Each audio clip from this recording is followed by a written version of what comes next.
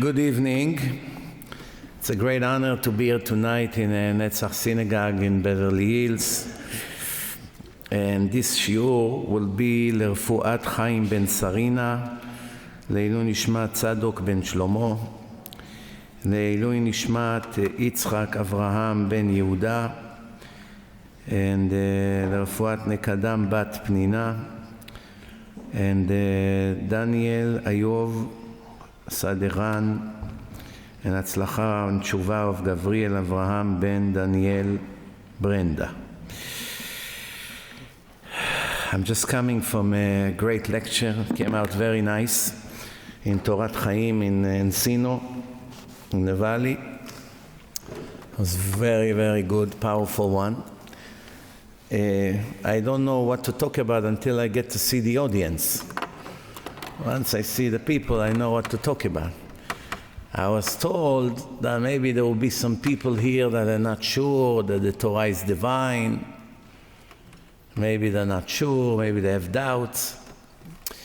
You know, I want to tell you, sometimes you have people come to me and they have problems with the kids in yeshiva. You know, kids go to yeshiva, they learn Torah, Gemara, Mishnah, Chumash, Halakha. Sometimes a parent come to me and say, I have problems with my kid in yeshiva. I ask, what's the problem? He said, I want to throw him out.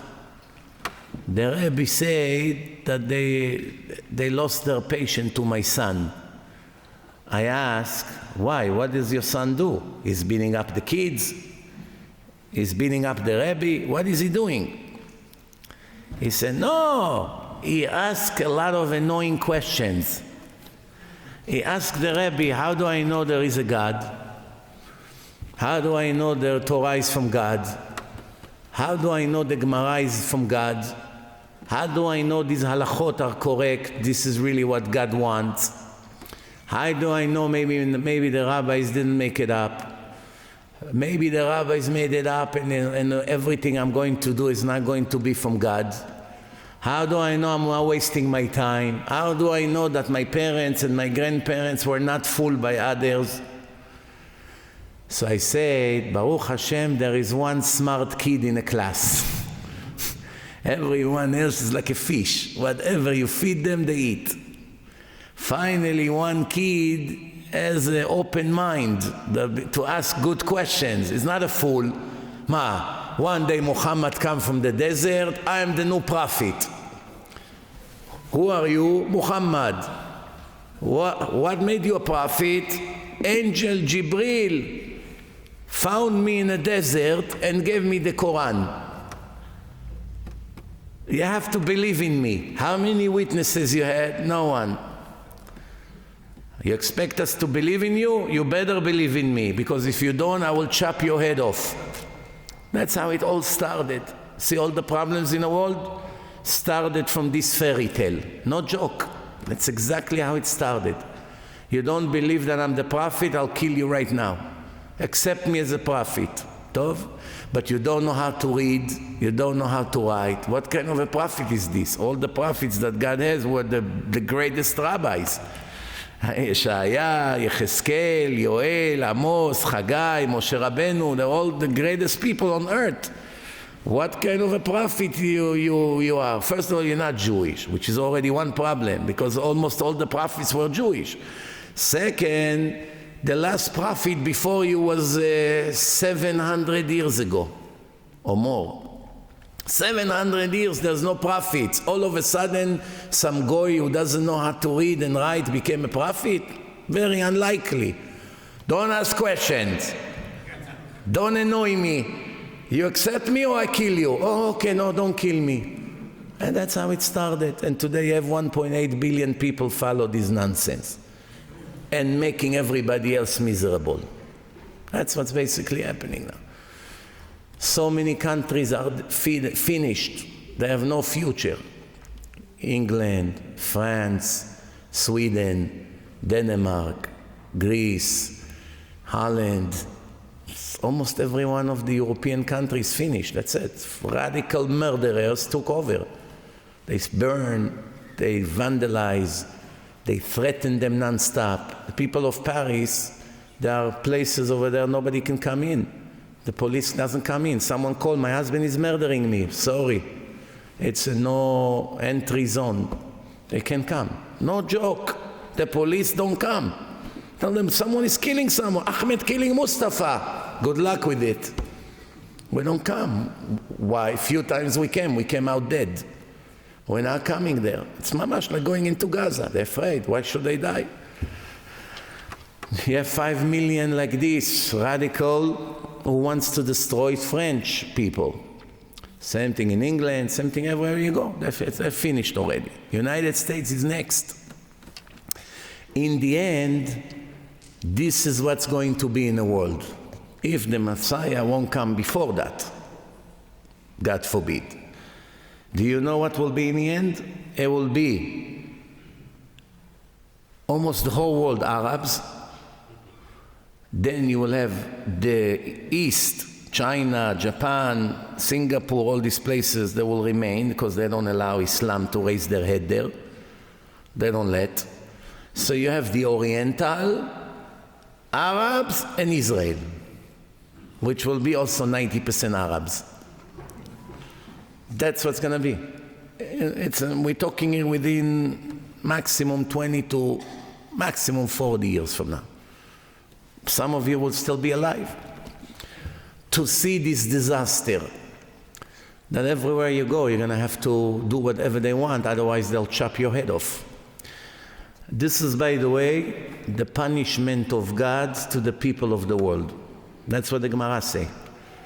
Ishmael, why his name is Ishmael? Because the problems that he's going to make to the Jewish people before the end of days will be so bad that all Jews would scream to God for mercy and he will give them mercy. That's why the name Ishmael means in Hebrew, God will hear. That's the name of the Arabs, the first Arab, Ishmael, God will hear. God will hear what? The screaming of his children for mercy, for help. Because it will be the hardest time in history. You thought you saw the worst time in the time of the Nazis? Think again. It's going to be a lot worse. A lot worse because the Arabs hate us much more than the Nazis hated us. And I always prove it in 1 minute. And the argument is over right after that. Some people say, what? What makes you think so? They both hate us. Well, why more than the Nazis? It's very simple. If you tell a Nazi, here is a button, click on it, 100,000 Jews will die in a second. But you lose your arm. You're going to have only one hand from now on. This arm you lost. No Nazi will agree. Ma, you're giving up the opportunity to gas 100,000 Jews in a second? You're giving it up? Yes. Why are you giving it up? I thought you hate them very much. Of course, there's nothing I hate more than them. So why you don't gas them? Because I don't want to lose my arm. I don't even want to lose one finger. If you tell me that I will have 9 fingers from now on for killing those 100,000 Jews, I don't agree. You come to any Palestinian, anyone, all these children, teenagers, shahids, tell them you can kill 100,000 Jews and you burn with them. No hesitation whatsoever. Of course. Not only can I bring all my brothers and sisters also to join the party, he's willing to die with all his children to kill 1 Jew, forget 100,000. 10 of them willing to jump into the fire as long as they drag 1 Jew with them into the fire. No Nazi would agree to lose 1 hair from his head to hurt Jews. As much as they hated us, they only killed us because they didn't get hurt. Once they got hurt, they were willing to release the last 1 million Jews into any countries that the Zionist movement will choose for 10,000 trucks full of medicine and blankets. Eichmann contacted the Jewish agency. This Jewish agency that you still hear about them, Eichmann said to them, we're losing the war. The Russians, the Americans, we don't have that much time left. We need immediately 10,000 trucks full of blankets and full of medicine. We'll give you the list of what we need. You, the Jews, have billions of dollars back then. You will raise the money for those trucks, you give us the trucks, we will release 1 million Jews. The name of the Zionist, it's in his book. His name was Yoel Brand, a non-religious Jew, a Zionist communist, like the Jews of those days that were not religious. He is meeting Eichmann one-on-one. He wrote it in his book. By the way, not one person came to his funeral because they looked at him as a traitor for revealing the secret in his book. You can buy his book. If you know Hebrew, you can read it there, right there. It's even on the internet. I once Googled it. Yoel Brand. Yoel Brand meeting Eichmann. Eichmann said to him, if you get me 10,000 trucks, I will release 1 million Jews that are left in our hands, unarmed. Yoel Brand was frozen, speaking to the most evil person on earth, after Hitler himself, Adolf Eichmann, the butcher.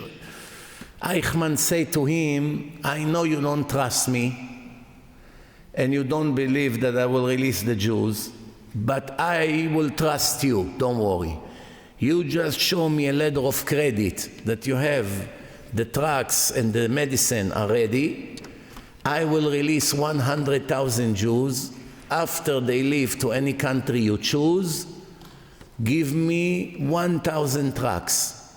I will release another 100,000 Jews, give me the second 1,000. Like this, I first release the Jews, and you will give me the trucks. Quickly, Yoel Brand, which was a secular Jew, but he has a good heart. He wants to save those Jews. He went quickly to Ben Gurion, David Ben Gurion Airport. He came to David Ben Gurion and he said to him, we have an opportunity to save 1 million Jews from death. Ben Gurion said to him, what do we need them for? What do we need them for? They're going to come here, we're going to have to take care of them? Ben Gurion said to him, I'd rather have a fat sheep that gives good milk in a meshek, in a kibbutz, than 1,000 parasites, 1 million parasites that will come here and will become a burden to us. Yoel Brand said to him, you're out of your mind? Do you understand what you're saying here? We have an opportunity to save 1 million Jews from gas chambers, from being burned. When they saw that Yoel Brand doesn't let go, he said, I'm going to write a book, I'm going to publish this, everyone will know about it. They got scared. So they say to him, okay, you have to go to Egypt. There will be one rich person will meet you over there and he will take care of it. They informed the Egyptians that a Jewish spy is coming.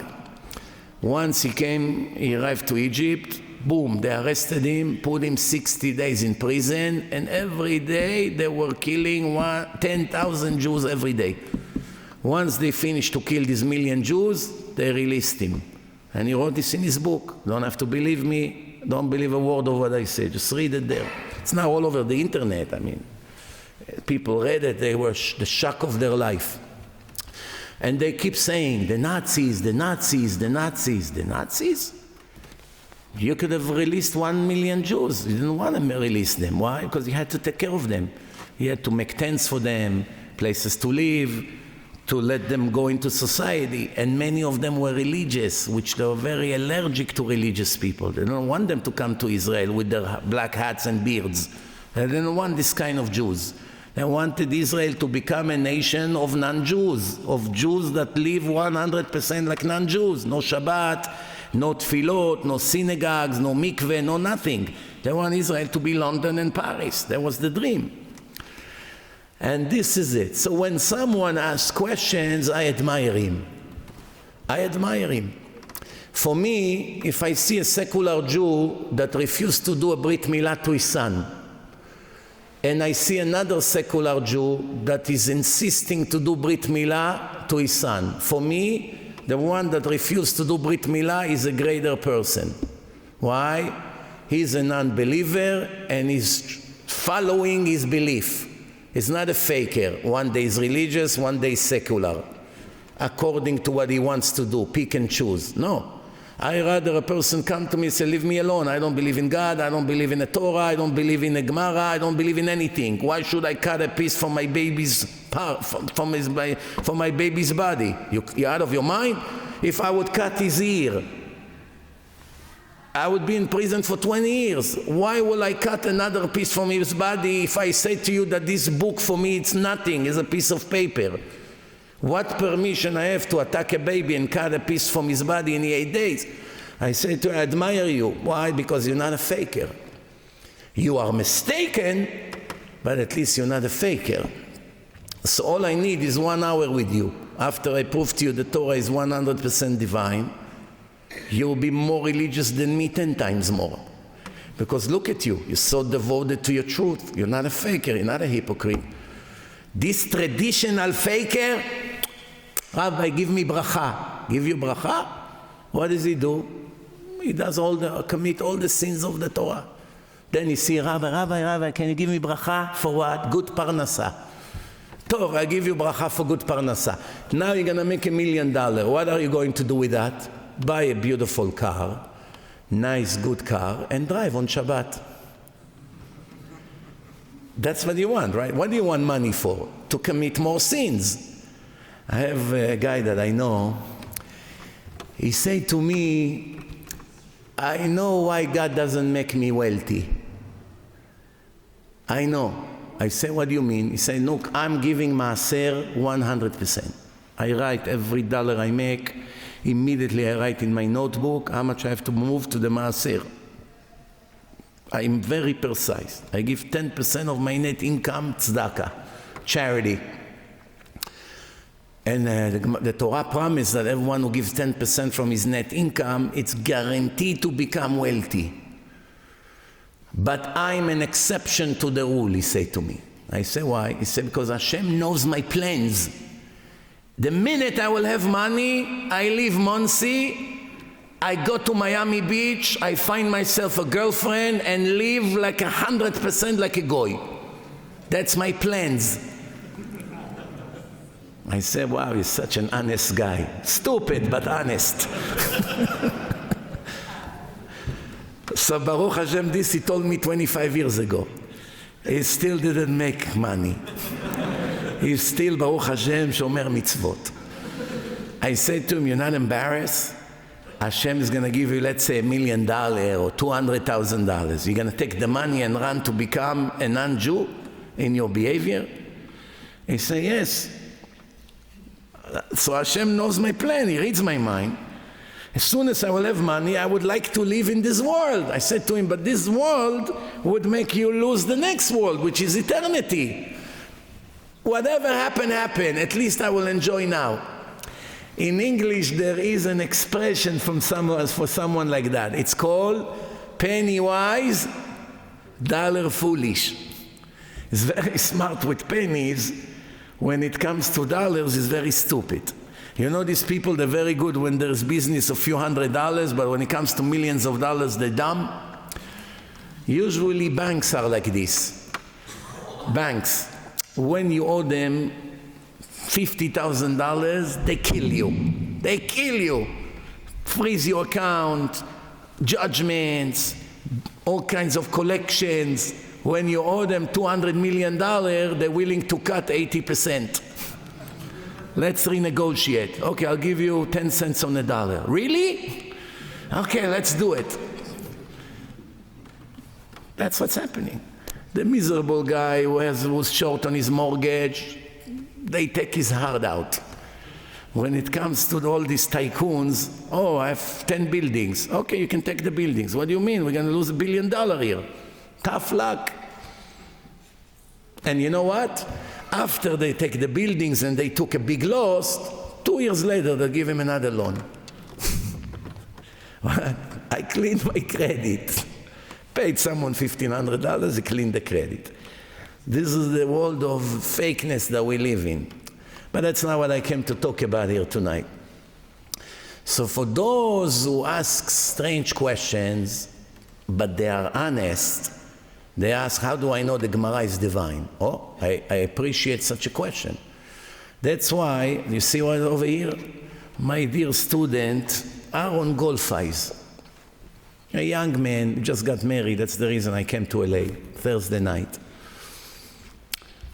I was very young. He contacted me. He's very inspired, him and his friends from the lectures.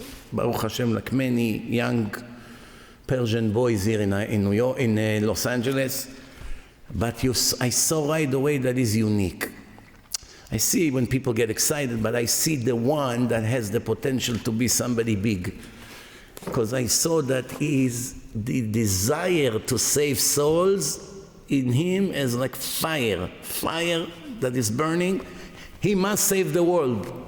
It bothers him very much to see Persian people drive on a car for Shabbat, coming to shul on Shabbat. He couldn't see these things. Because he's already know the truth. He saw all the proofs.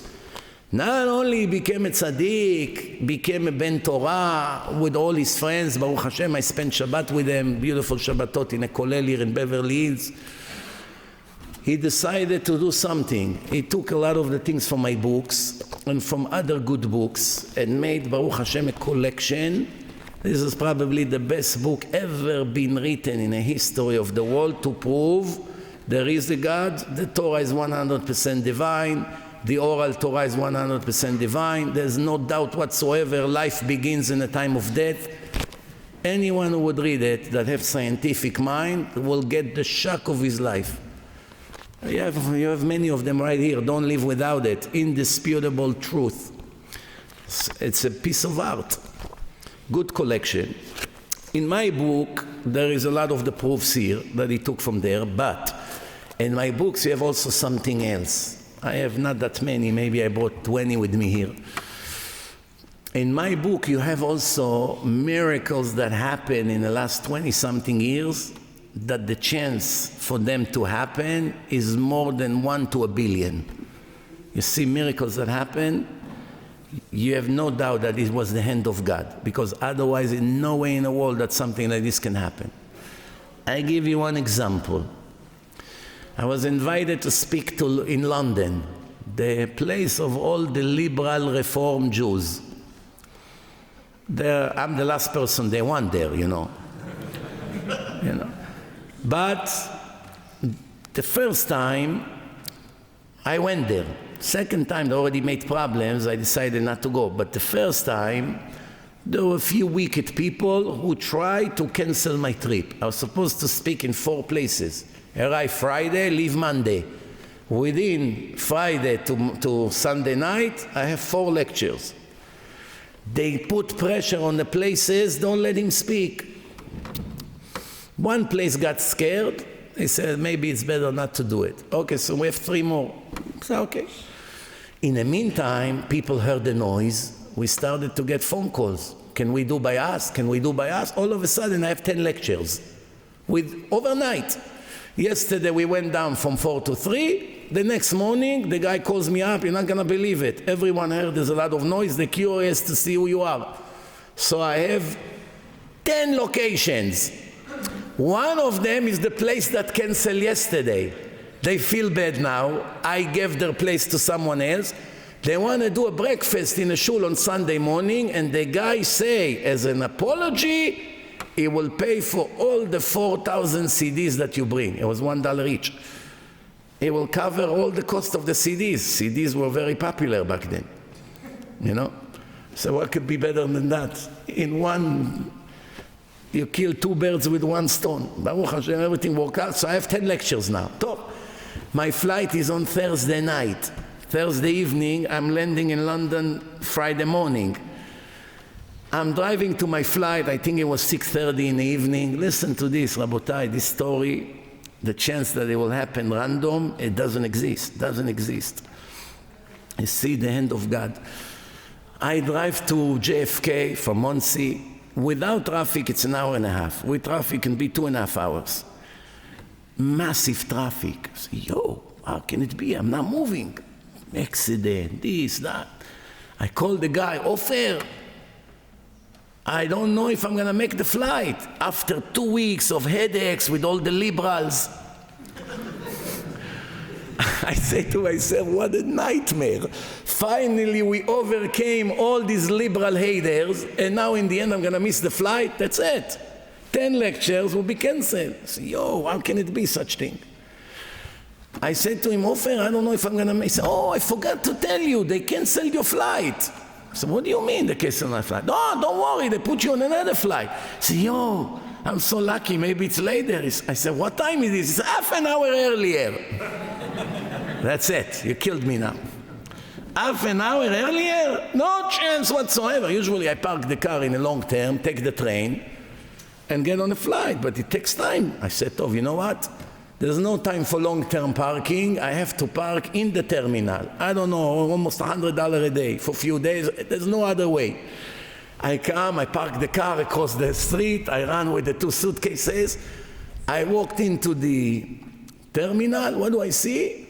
More than 50 people waiting online with suitcases to the airline. British Airways, I believe it was. I said, wow, the flight is in less than an hour. I have to wait here probably an hour. Then security. That's it, I missed the flight. I'm thinking what to do. Maybe I would leave the suitcases here. Whatever happened, happened. We'll lose $4,000. What can I do? Then I'm thinking to myself, well, what's the point of going to England without the 4,000 CDs? People don't become righteous overnight. They need backup, follow-up. I said, what's the point? Without the CD, there's no point of going. I'm standing like this, depressed. I feel like my world is finished, much like this.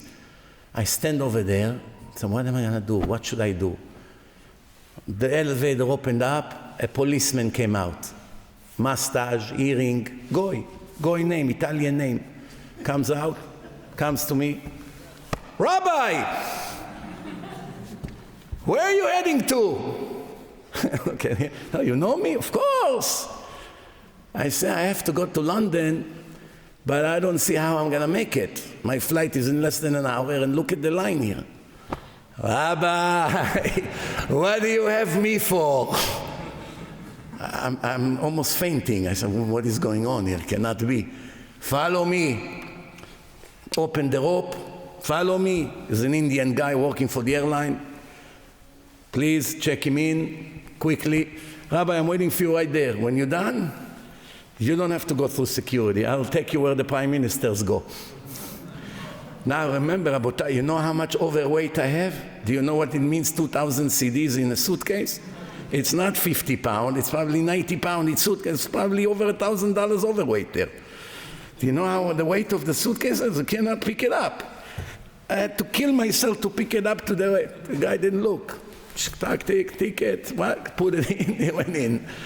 I go over there, I open the rope, I say, wow, it's such a miracle. You don't know what just happened.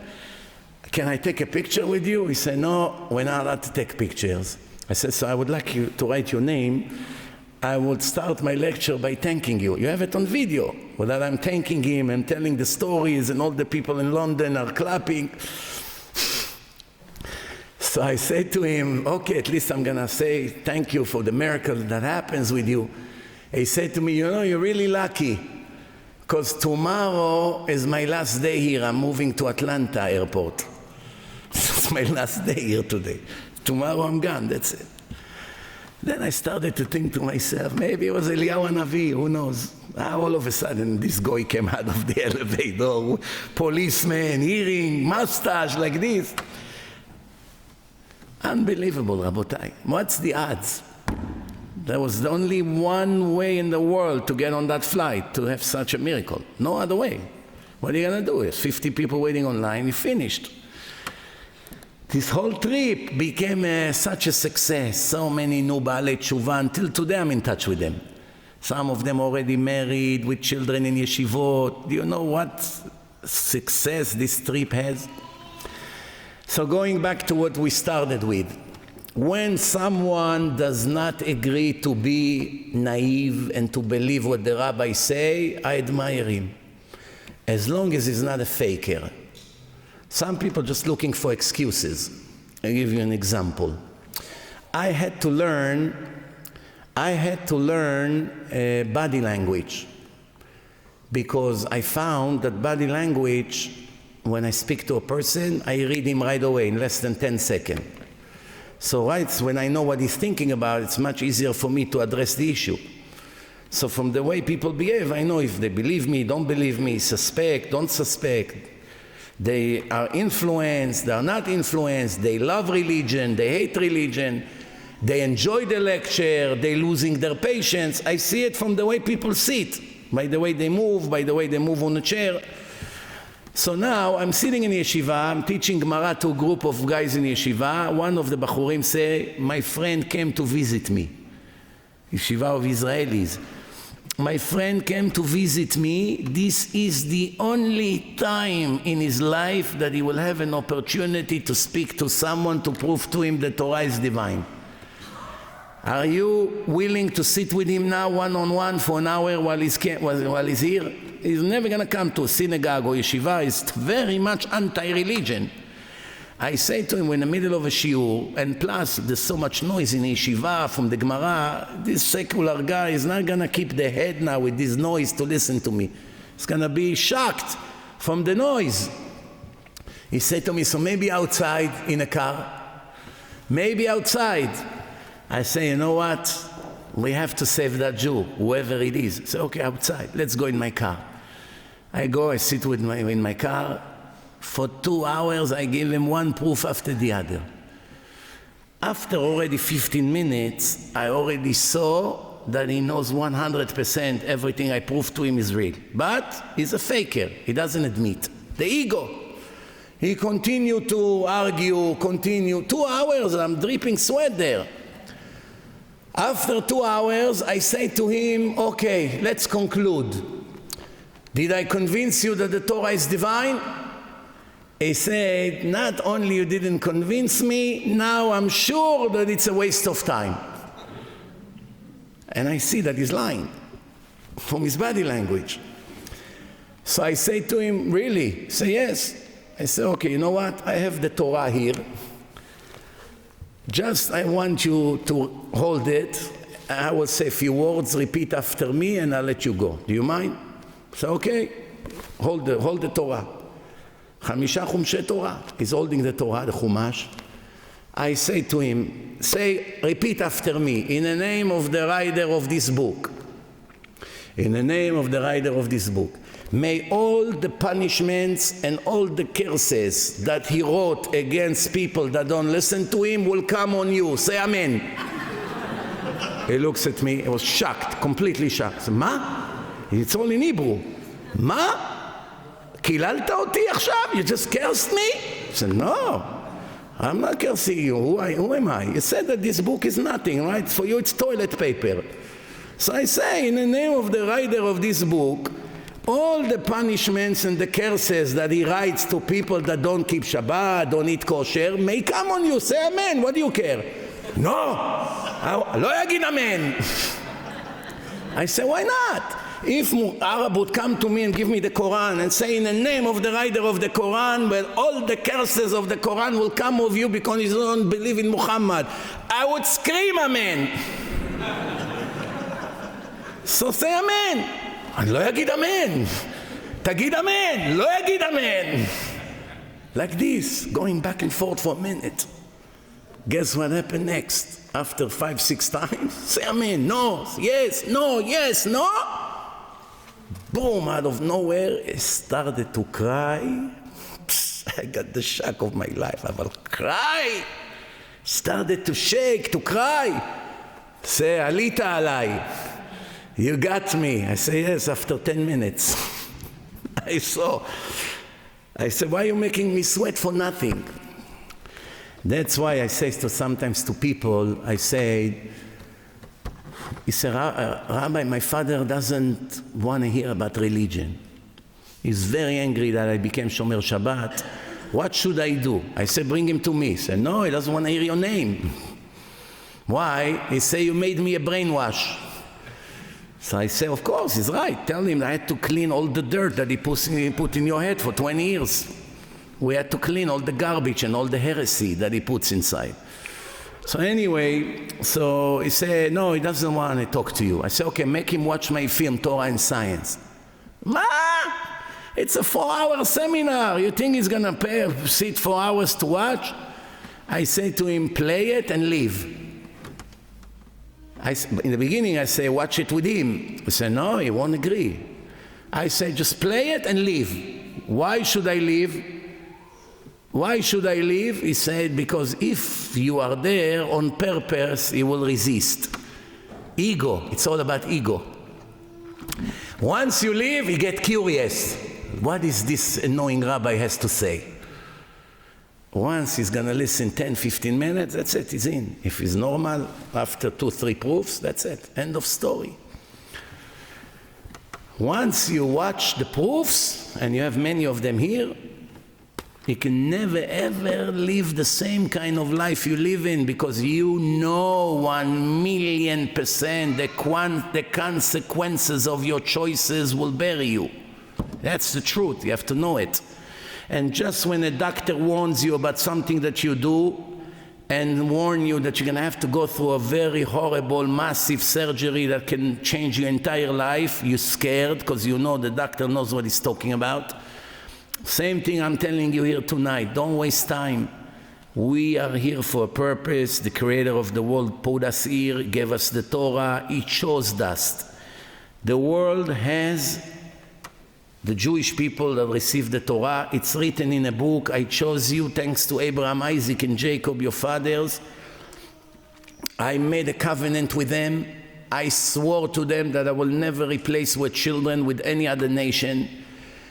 No matter how much you get me angry with your sins and your rebelling against me, your revolt, no matter what, I will never replace you with anyone. I will punish you severely.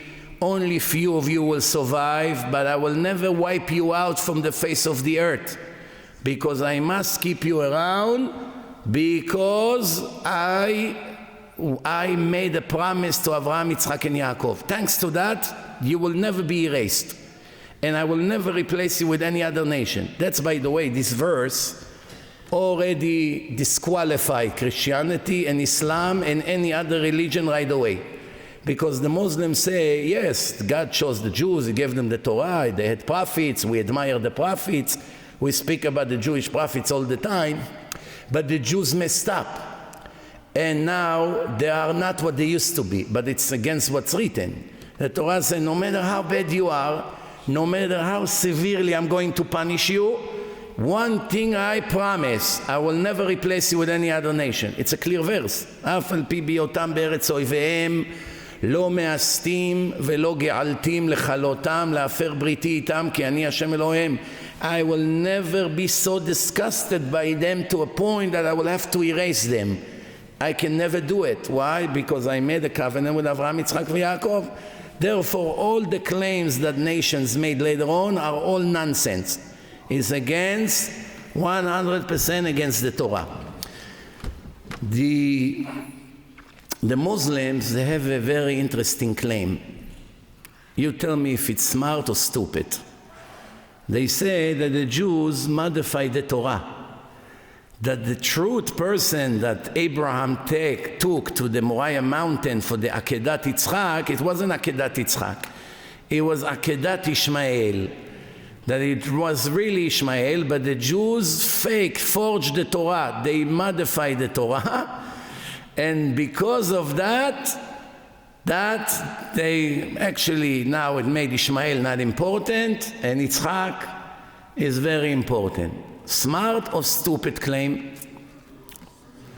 Speak with proofs, not by feelings. I want solid proofs. Smart or stupid claim? Smart. Stupid. Okay. Let's hear why smart, and then we'll hear why stupid. Because if you don't say that for them, then you are saying we're nothing. And no one's going to believe Muhammad later on in history, because you... No, but when we say smart or stupid, meaning can you back it up with proofs, or you just make up another one of their lies? They're very good when making up all kinds of stories. Question is, can they back it up or no? Smart or stupid? What do you say? The whole thing is a lie, so it's easy for them to lie. So it's smart, it's a smart lie. So you say that because it creates already reasonable doubt, it's smart. That's what lawyers do. Ishmael was there. I agree with what you say, but I also disagree. It was also there. First, I will explain why I agree. I'll tell you why I agree. One time, there was one guy that is now blamed to be a murderer. He has a trial. He is the defendant. His Jewish lawyer is a very clever guy. After all the evidence against his client was very, very strong and powerful. If it's possible, I'm sorry, if it's possible to take the baby out, please. It's distract the people, they keep looking there. So the lawyer said to the judge, after they made all their case, mamash, witnesses, videos, all kinds of emails, that's it. There was no doubt that this guy is the murderer. Now the jury is about to go inside the room and reach a verdict. The Jewish lawyer said to the judge, Your Honor, everyone that sits here in this room is about to get the shock of his life in 10 minutes. 10 minutes, that's all I need from you. The judge said, why? He said, the real murderer is about to enter the door in exactly 10 minutes. He's on the way here. Once he comes in and confesses to you how he committed the murder, you all going to see how in few minutes you are about to send my clients to death or to life in prison. And he's a totally innocent man. All I need is 10 minutes. It's now 3 p.m. Give me until 3:11. The judge said, okay, we'll sit and wait 10 minutes. Everyone looks at the door. Everyone waiting, 9, 8, 7, everyone nervous, people whispering, talking. 1, 0. What happened?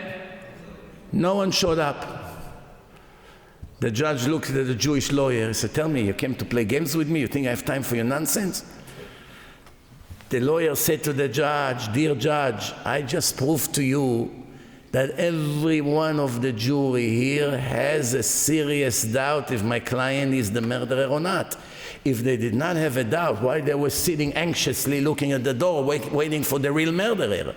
And the laws in the United States say that you cannot convict a person that you have reasonable doubt about his guilt. The judge was shocked. Nobody ever pulled such a trick on him. The jury is quiet in the courtroom. The judge said to the jury, okay, now when you saw whatever happens, please go to the room and reach a verdict. They went to the room. 20 minutes later, they came out. That's a good sign or a bad sign? After such a thing, you would think that that's it, the jury disqualified the trial after what just happened. But it could also be a bad sign, that they still insist to convict a person. But how? How can you be such a hypocrite? You yourself just proved that you believe that someone else will come to the door. Now you're going to send the person that you're not sure 100%? One woman in the jury convinced everyone that this guy is 100% the murderer. How did she do it?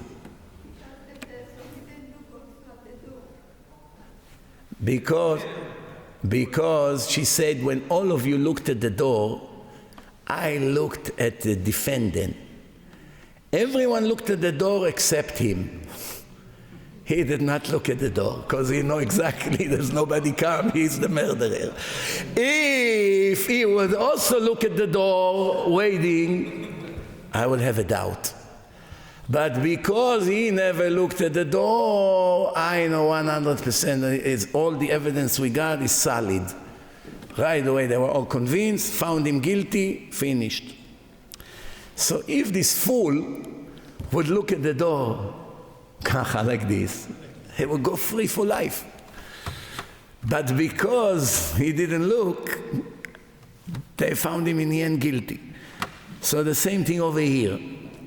Once the Arabs say such a claim, it's enough to create reasonable doubt to more than 1 billion Muslims. Anyway, that's what they want to believe, right? So here you go. We believe that Ishmael was supposed to be in Akedah and the Jews changed it. They made up their mind. They don't want to be confused with the facts. Okay, that's also true. Now let's see what you say, why it's stupid. Tell me why. Because we have it in writing, and it's way predates the Qran. And the Christians, even as much much as they added stuff, they never changed that. They might not like the Jews. They may say we replace the Jews, like you're saying it's not possible, but they think they can. But there's no way they can make a positive claim that this tradition is less valid than this new revelation that they had so many thousand years later. No, but the Arabs will tell you one Jew changed it, and now since then everyone copied the lie. We keep a very strong tradition. It has to be every letter, every word. We know that's how it came. It wasn't just one guy on a mountain who had a view. Your answer is correct, but I have to elaborate a little more. Yes? Don't they say that Sarah, when she was kidnapped, the Pharaoh that kidnapped her was the one that gave birth to Isaac? No, that was this with Yitzchak and Avimelech. That, you're talking about the pregnancy of Sarah, that she became pregnant? It says that Mi Avimelech itabra Sarah. Meaning that but Hashem made Yitzchak look exactly like Avraham. So once you see that the father and the son has the same exact face, how you continue to claim that she became pregnant from a non-Jewish king? The answer is, listen carefully. The answer is people that are fakers, that's 99% of the people in the world, they do not care what the fact says. They first make up their mind, like he said here, and then twist the facts to match what their desires say to do. That's not my opinion, that's written in the Talmud. The Gemara says, listen carefully, the Gemara says, how is it possible that thousands of Jews decided to go and worship the golden calf? Are you out of your mind? Just 40 days ago, you stood in Mount Sinai, you heard the voice of God speaking to all of you, and you heard that Hashem is speaking to Moshe. He went up to the mountain, he comes back after 40 days, and you see they're dancing around the golden calf. What, you out of your mind? A month and 10 days ago, you heard the voice of God speaking to you, I took you out of Egypt. The first two commandments, Ani Hashem Elokechem, Asher Hotzeti Etchem Eretz Mitzrayim. לא יהיה לכם אלוקים אחרים. They saw Ma'amad Har Sinai, they saw the mountain is shaking, fire, voice of a shofar. How they forgot all of that? Now they see a golden calf. They dance, Persian party. Persian party. Bring some Muslim singer from Iran. He comes, he sings with the violin. Everyone is happy. Mazepo. What's going on here? Ma, you forgot what you saw in Mount Sinai? Doesn't make sense, right? People like us, we didn't see the exodus of Egypt. We didn't hear the voice of God, not in this reincarnation. And we won't dance around a stupid golden calf. If someone will make a golden calf and say, come on, the people of Beverly Hills, we invite you to dance around the new God. So like, get out of here, you know, you're not normal. Anybody here would come to clap and dance around the golden calf? This is the God of Israel? You hear the question or no? It's a fact that it happened. It's written in the Torah. How many people died because of that? 3,000 people. Moshe executed them. Moshe wasn't a liberal Jew. Give the murderers plasma TV and peanut butter and sheshbesh. And a degree on the Hebrew University. We will pay Ahmed to become a mass murderer and have a degree. We'll teach him English that he can kill us on the BBC or CNN. They were not that dumb back then, the leaders. 3,000 people are traders. Clean them up. Now the question is, how did it happen? The Gemara say, לא ביקשו לעבוד עבודה זרה, אלא כדי להתיר להם את העריות. Do you know why they dance around the golden calf? Not one of them believed this nonsense. The reason they did it, because they were dying to go and have relationship with the non-Jewish pretty girls, Bnot Moab. Bnot Moab in a desert, they had like a flea market. They sell silk, expensive silk. The good silk, the Gemara say, they put inside the tent. The cheap silk, they put outside. The Jew come, hi, how are you, Christina? Nice to meet you. How much is this silk? This one is only $50 for this scarf, but if you come with me inside, I have the special stuff. Now she looks amazing, very pretty girls.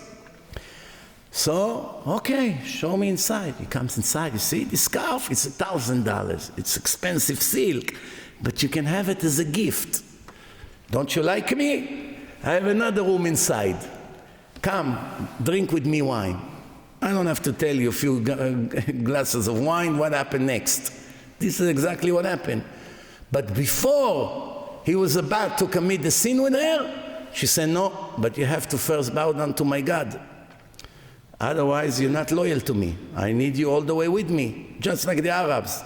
He takes a Jewish girl, let's get married. Of course, no, but you have to convert to Islam. Now, one Arab will marry a Jew without converting to Islam. No such thing. Jews marry anyone, not in a religious wedding. Let her stay whatever she is. It doesn't bother this Israeli guy. But there's now one Arab will agree to marry a Jewish girl if she stays Jewish. There's no such thing. You're embarrassing me. You must become Muslim. So what happened? They started to commit sins with the girls. How many of them committed sins with the girls? 24,000 guys. And all of them died. And there was a pandemic right after that. 24,000 dies because of that. The Gemara said their dancing around the golden calf was just an excuse. The reason we did it is because we wanted to go and commit sins with the non-Jewish pretty girls. Now please tell me, what's the connection? What's the connection? You can say that they wanted to do and commit a sin with a non-Jewish girl. That's it, it's enough. But what's the connection between this and dancing around the statue and claiming this is my God? I'll tell you the secret. You know, everything we do in life all comes from the subconscious. Most of the choices we make, we think comes from the conscious, but it's wrong. Almost everything comes from your subconscious. For instance, if you go to an office, they want to sell you something. Sales office. If the walls will be black, you won't buy. Or dark gray, you won't buy. But if it will be light blue, you will be very, very relaxed, very calm, and the chance to sell to you is a lot higher.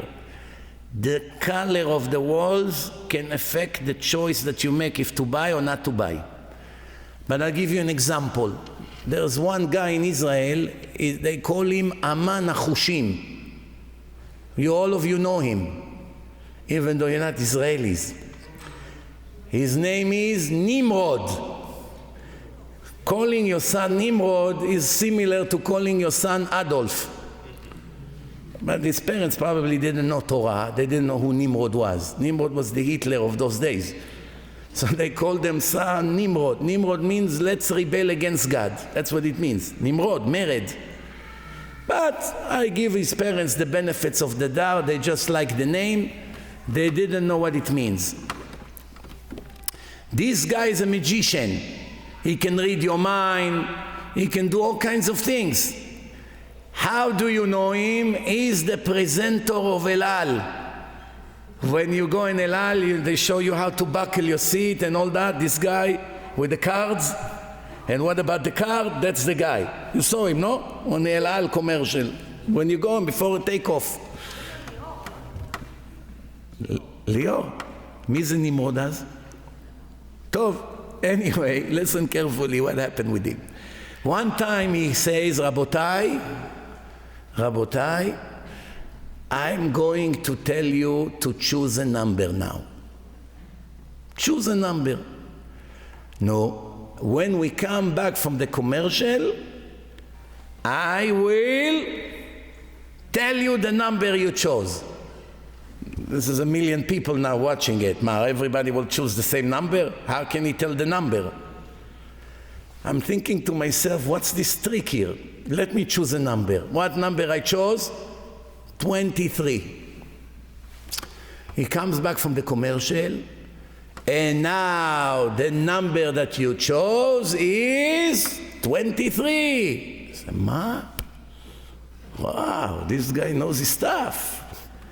Started to shake a little bit.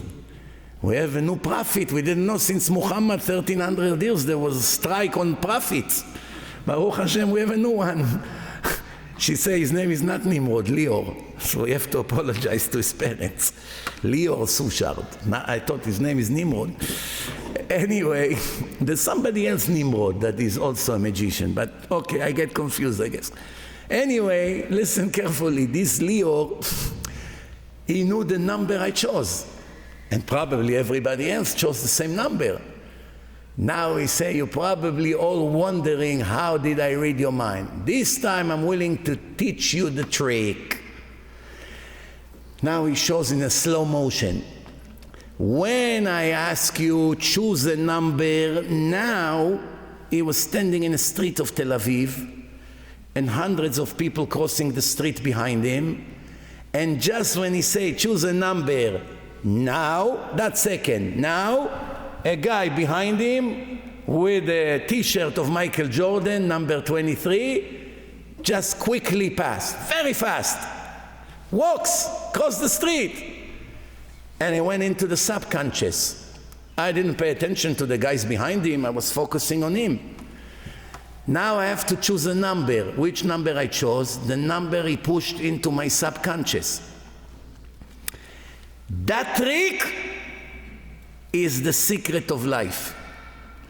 Every day you have millions of things like this that are pushed into your subconscious without you realizing it. The people at your job, the people at your work, the neighbors, the things you hear on the street, a movie you watch. Do you know how many things it sends to your subconscious? I'll give you an example. Today almost every person who comes to cry to me about his problems have the same issue. I'll give you one guess. כבוד הרב, אני בבעיה גדולה. What's your problem? יש לי, who knows? I have anxiety attack, panic attacks, anxiety attacks. Some of you already know what I'm talking about. Almost every problem, anxiety attacks. כבוד הרב, I'm sweating in my hands, I don't sleep at night, my pulse go very fast, I sometimes feel I get a heart attack, I'm out of breath, right? You know what I'm talking about. How come so many millions of people have it? When I was a child, I never heard about it. Not one person we ever heard that has a panic attack. When I was a child, out of 100,000 people in Israel, maybe you had one gay. Today it's almost a third. How come one gay and now all of a sudden from 100,000 you have maybe 30,000 gays? How can it be? The answer is it depends what they push into your mind. If they constantly push it, it's settled in the back of your mind.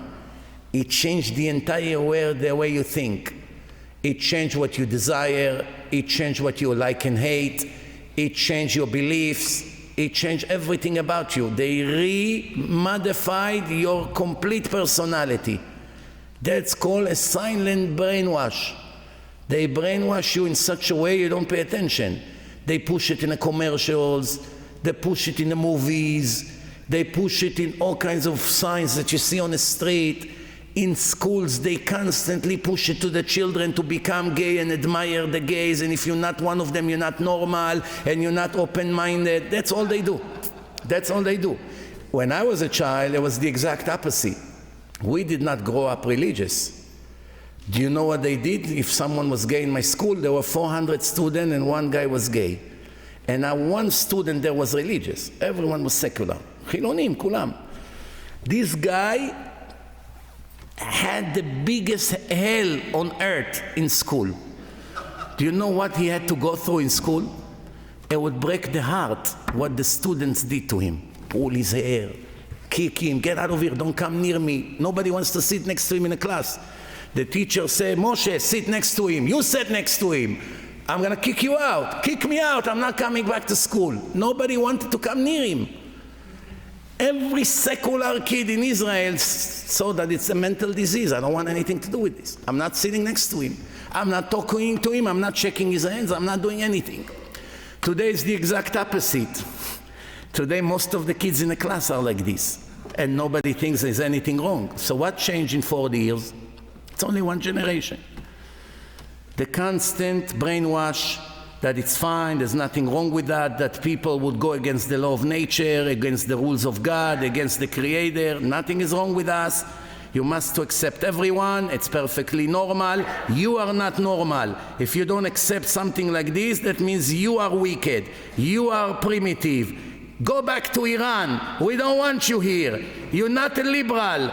We don't want you in our society. So now even people that despite that are afraid to talk. One guy came to me and said, Rabbi, I also voted Trump, but don't say it here. I said, why are you so nervous? If they find out I voted Trump, no one will talk to me here in the college. So keep it quiet. But I'm Republican, I'm not Democrat. But he's afraid. He's afraid. Why? If they find out he voted Republicans, he's finished. Why? The massive brainwash, propaganda. If you're not like us, you have no right to exist. If we really had democracy, everyone vote for what he wants. We accept you, everyone, it's freedom of speech, freedom of belief, freedom, that's what it's all about. That's only if you're lefty. If you're a righty, you have no right to talk. By the way, did you ever see righties demonstrate to cancel a lecture of a lefty? It never happened. But every time a righty comes to talk, they always make sure the lecture will not take place. They threaten, they call the police, we're going to put a bomb there, we will stand by the door, we will demonstrate. What's going on here? They're willing to die for the cause. Because from a very young age, this massive propaganda machine, this is how it works. In Israel, in Europe, but in Arab countries, you don't have it. In Moscow, you don't have it. In Russia, it's against the law. In some other countries like China and other places, if you show two kids kiss each other in a cartoon, you'll get the death penalty there. They'll execute you. In Singapore, if you smoke grass, they'll execute you.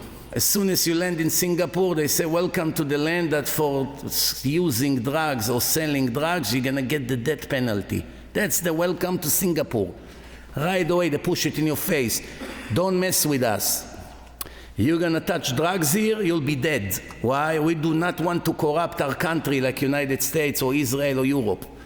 We want to defend our children. When I was in China, I couldn't get into YouTube. You couldn't get into WhatsApp. They block you. You have to get a VPN. They have all kinds of tricks. People learn the tricks. But when I crossed the border to Hong Kong, the guy said to me, delete the VPN. If by mistake they check your phone, you can go to jail. Who knows if we ever see you again? It's a very big crime if you have access to YouTube or WhatsApp. Why? The Chinese people that are not Jewish, they don't have Torah from Hashem. They worry about the souls of their children. They don't want them to see that. The Arabs that sponsor all the terror in the world, in Qatar, in Saudi Arabia, they don't want their children to see these things. Most of the movies here, they modified. They cut all kinds of not modest scenes. Some movies are disqualified. Some goyim are 1,000,000 times more modest than us, the chosen people. How can it not break the heart? You come to a wedding of secular people here in LA, how women dress, how cheap the whole event becomes. Much like a disco club in Manhattan, in a bar. That's how it looks, the wedding. No holiness whatsoever. The kala comes with no clothes. Everybody there, people, nobody cares about God, no brachot, no nothing, terrible music, everyone drunk. This is what the chosen people became. You bring some Arabs from Saudi Arabia and they see it, they would want to vomit. You bring some goyim from even India, people that bow down to the cow. You tell them, look at the Jewish party. You know Hamas? You saw what Hamas is, right? Pure Nazis. The Hamas one time had a wedding in Gaza. Boys dance in one place, women dance in another place. Not together, not mixed dancing. But they were jumping. Music, A lot of... so the men jumping in one place and the women jumping over there, not together. 5 jeeps came, killed everyone. Yeah. Why? You corrupt the place with this music, with this behavior. These monster Nazis, they are angry that you make not modest dancing, which is not religious enough. Don't get me wrong, I'm totally against what they did, but in Saudi Arabia, they put mines under the sand. They heard that some women go there quietly with bathing suit. They went crazy. Say, if they're gonna come like this, not modest, we rather them not leave. What they do is terrible. You're not allowed to kill people. We don't have executions for 2,000 years. You don't execute Mechalelei Shabbat. You don't execute gays. You don't execute married women who cheated. You don't do these things. Why? There's no Sanhedrin. 2,000 years, there is no executions. No one is allowed to execute any sinner. You can't come to someone and say, you deserve to die according to the Torah. If you kill him, you are a murderer. Let's make this clear. You killed him, you're a murderer. If there was Sanhedrin today, they would execute you. You have to bring him to court, they have to check the evidence, have to give him a warning, as a whole process.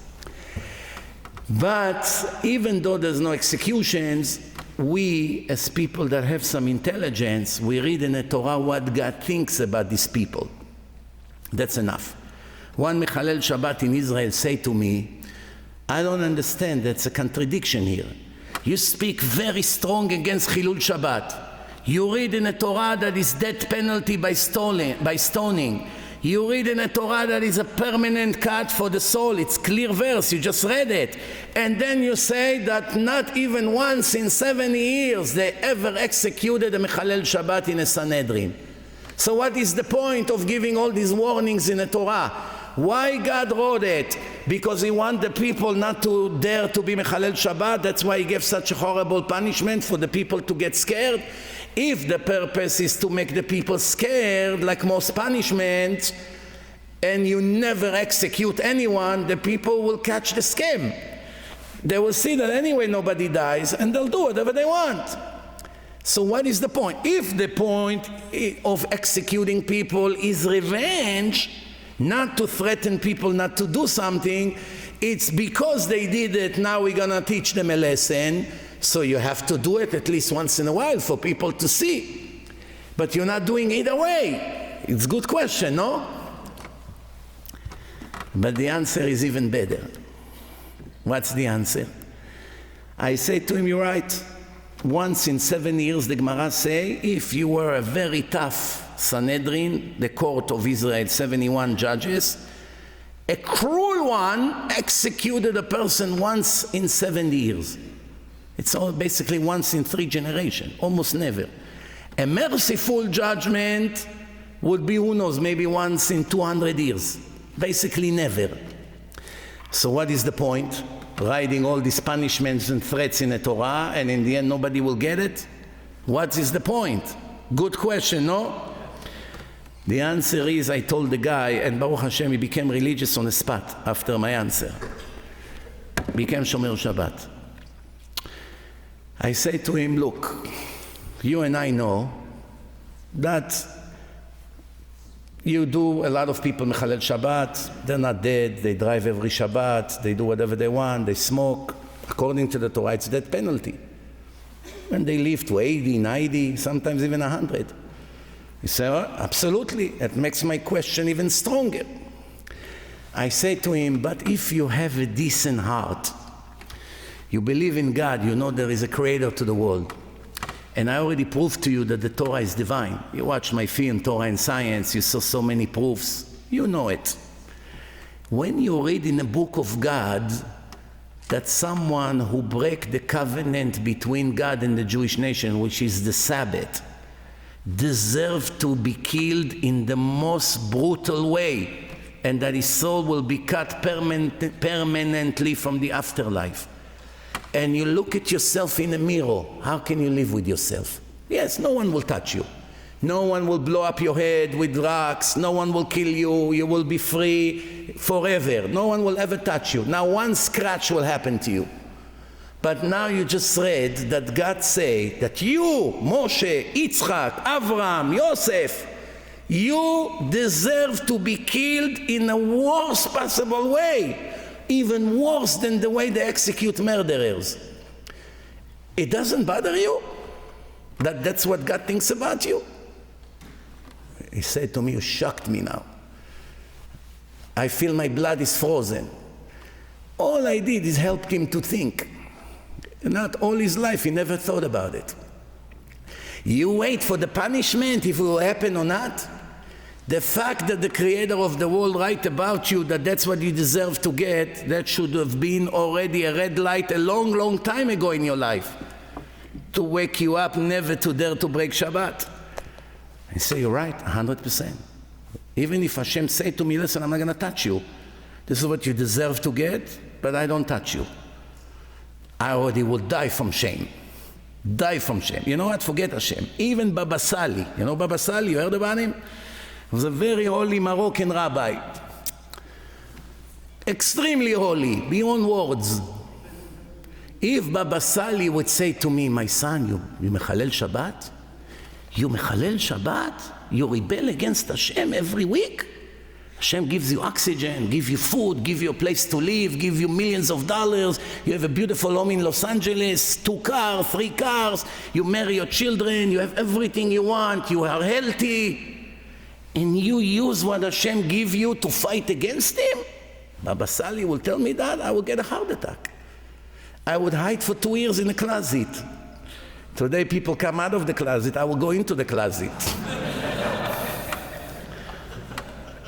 You get the point or no? So let's go back to the subconscious.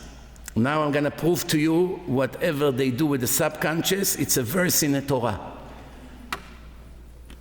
The Torah says, don't look at Baal Peor. There was a place of idol worshipping of the Goyim. The Goyim have a big statue.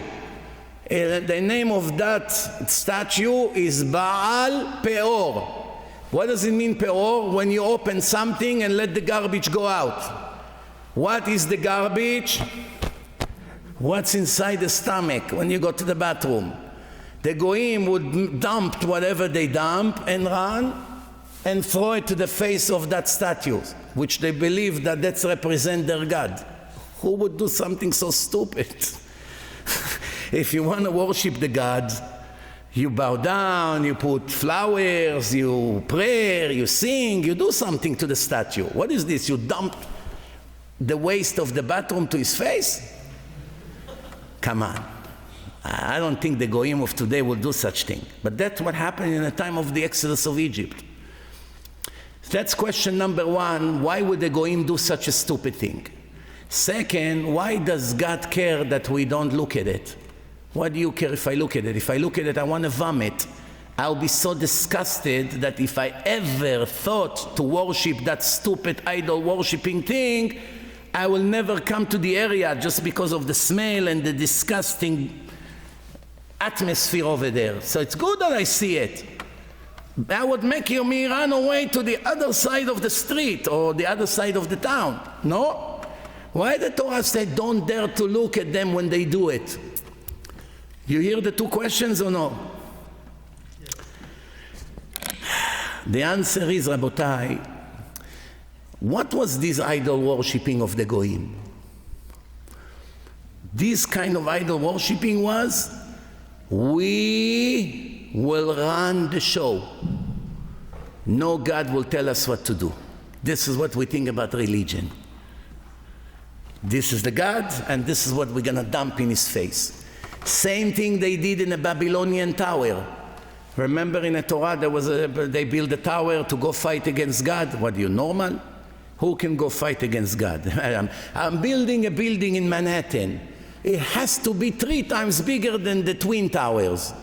Why? Because I want to go up to the sky and start a war against God. You put you in a mental institution.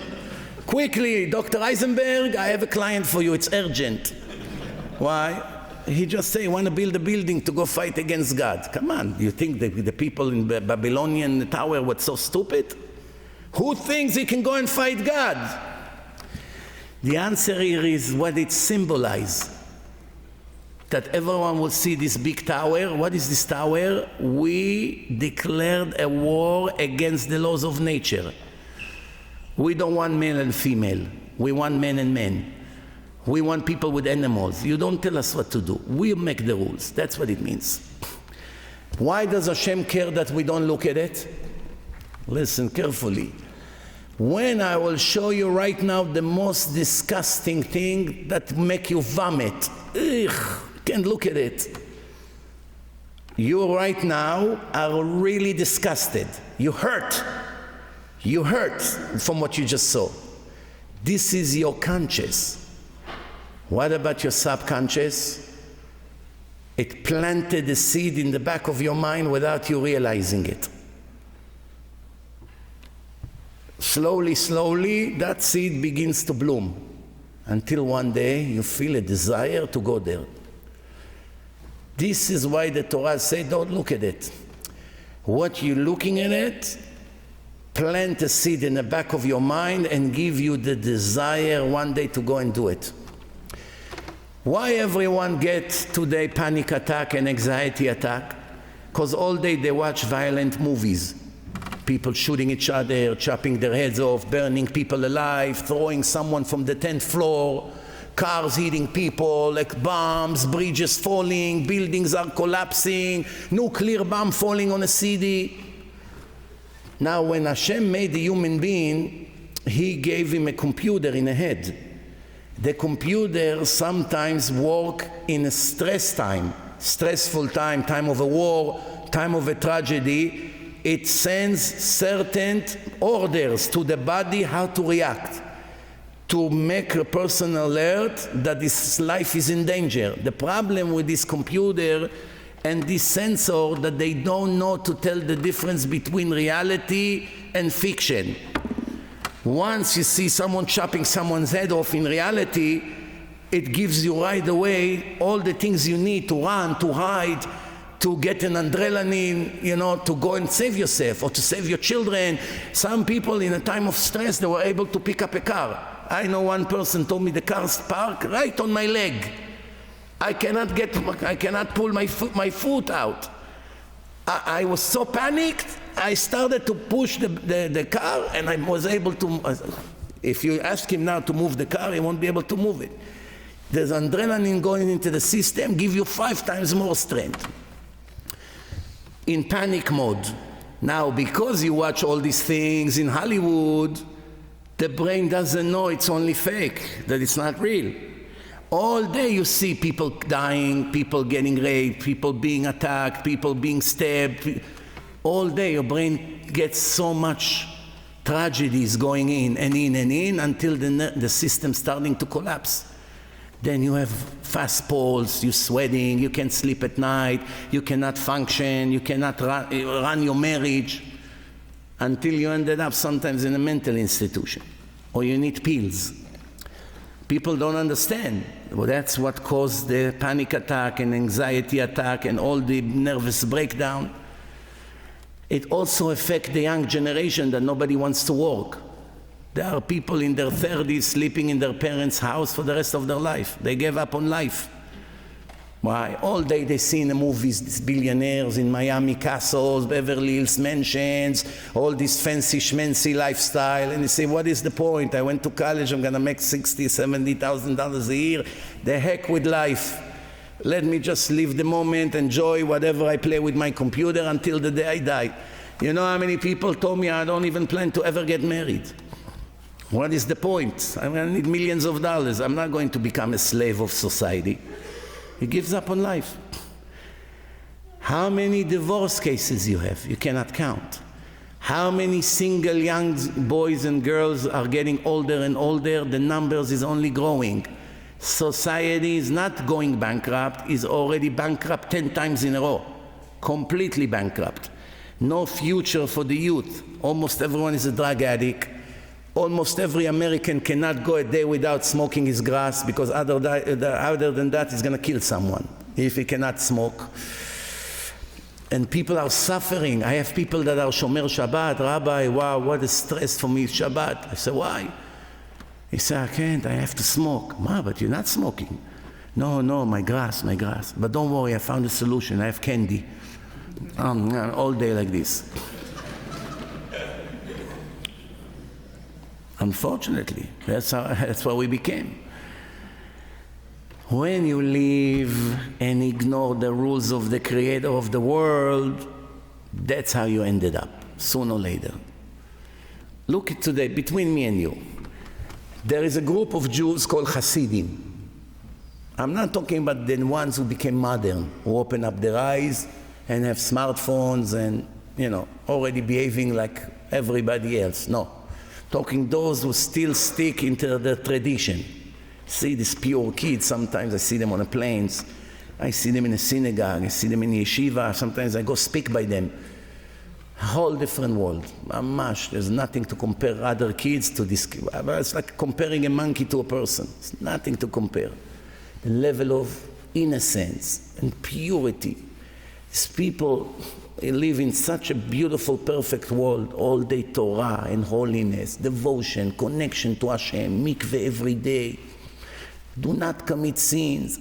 One day they go on a date, they meet a girl, they don't have trash in their head. They don't compare her to 50,000 models that he watched in his lifetimes. He doesn't have the confusion. He doesn't have all the dilemmas. He doesn't have it because the system, his subconscious never saw that garbage.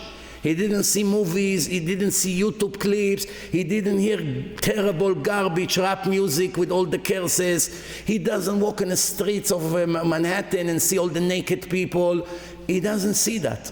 By the time he's 19, 20, he's so pure in his mentality that he's going out on a date and she looked to him the most beautiful thing in the world. Because remember, what we have today, you will never be happy from what you have because you always compare it to everyone around. So you can never be happy. You have the prettiest wife in the world and you're looking, where can I get more? You have an unlimited amount of money, but your neighbor is more rich. His house is bigger. It's already take away the pleasure. Someone is more powerful in a company. You're only the vice president. It doesn't give you rest. There's always going to be something. So these people, when they get married, their divorce rate almost doesn't exist. Less than 1%. Less than 1%. Much less. Today in our society, more than 70% divorce rate. In America, in Israel. Some cities in the world, you have more than 100% divorce rate. How can it be? How can it be more than 100% divorce rate? You have 100 couple, all of them got divorced. That's 100%. How can it be more than 100%? Some of them divorced 6 times, 4 times. It adds to the statistic. 100 couples, they have 140 divorces. Some of them divorced 2-3 times already. The statistics show 150%. What? Yes. So what do you see, Rabotai? We have time. I want to give time for questions and answers before we finished. Let's just conclude. Everything is all in the end comes from the subconscious. What you see enter your head. You never ever delete it from your head.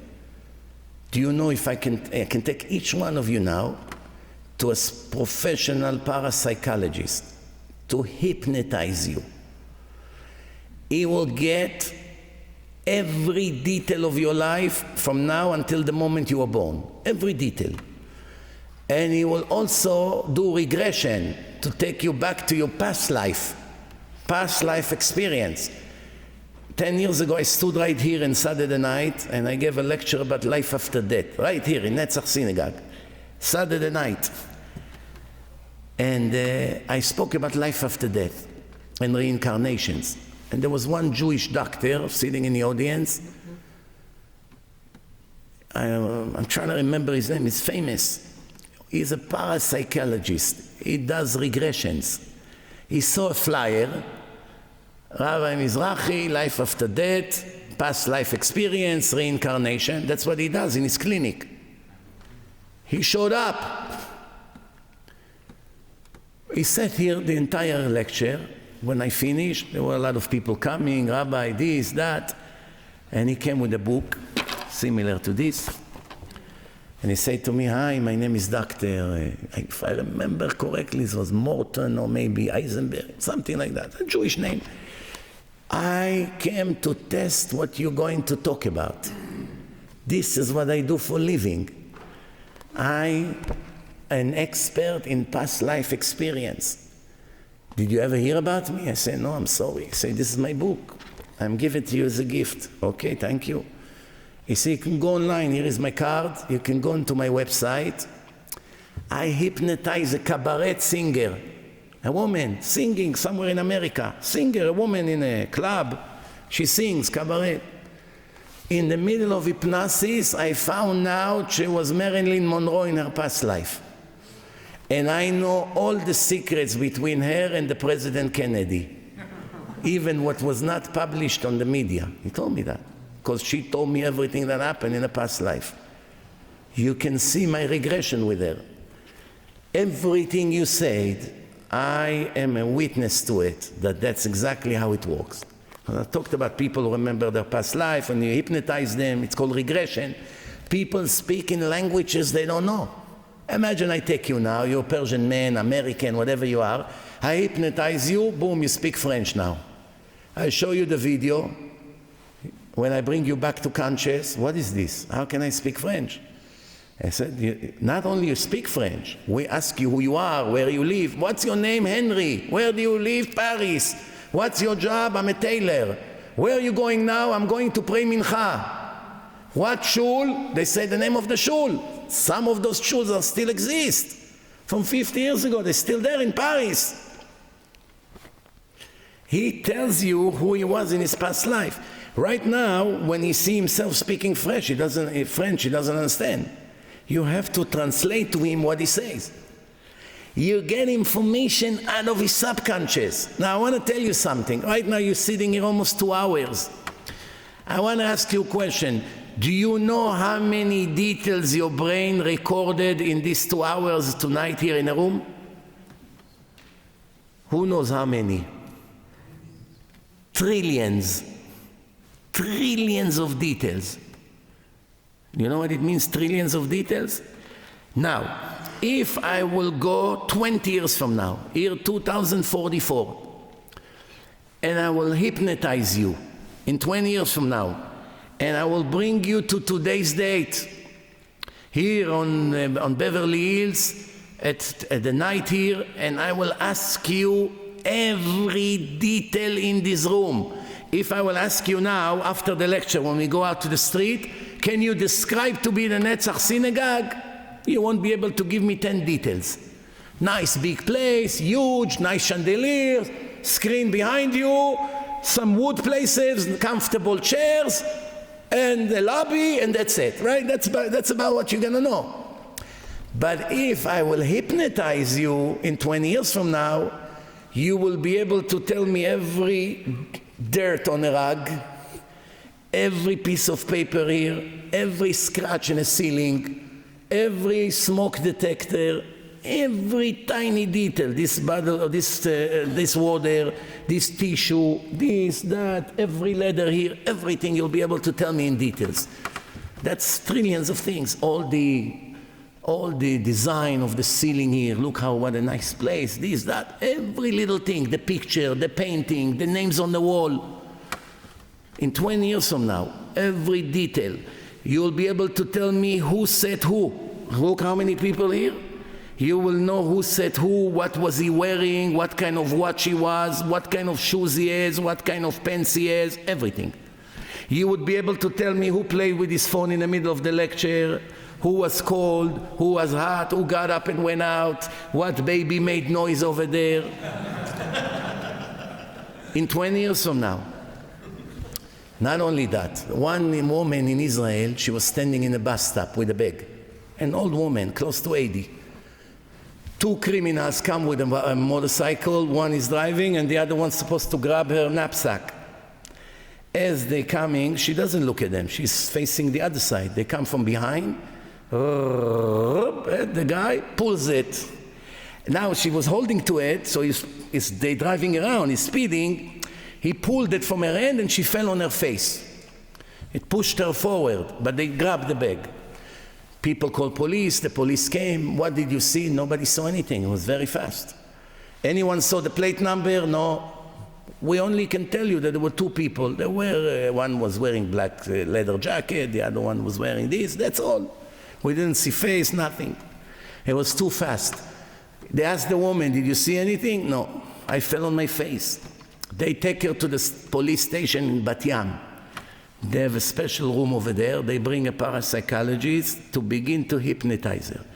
Before the hypnosis, she can't give one detail about the robbers, nothing.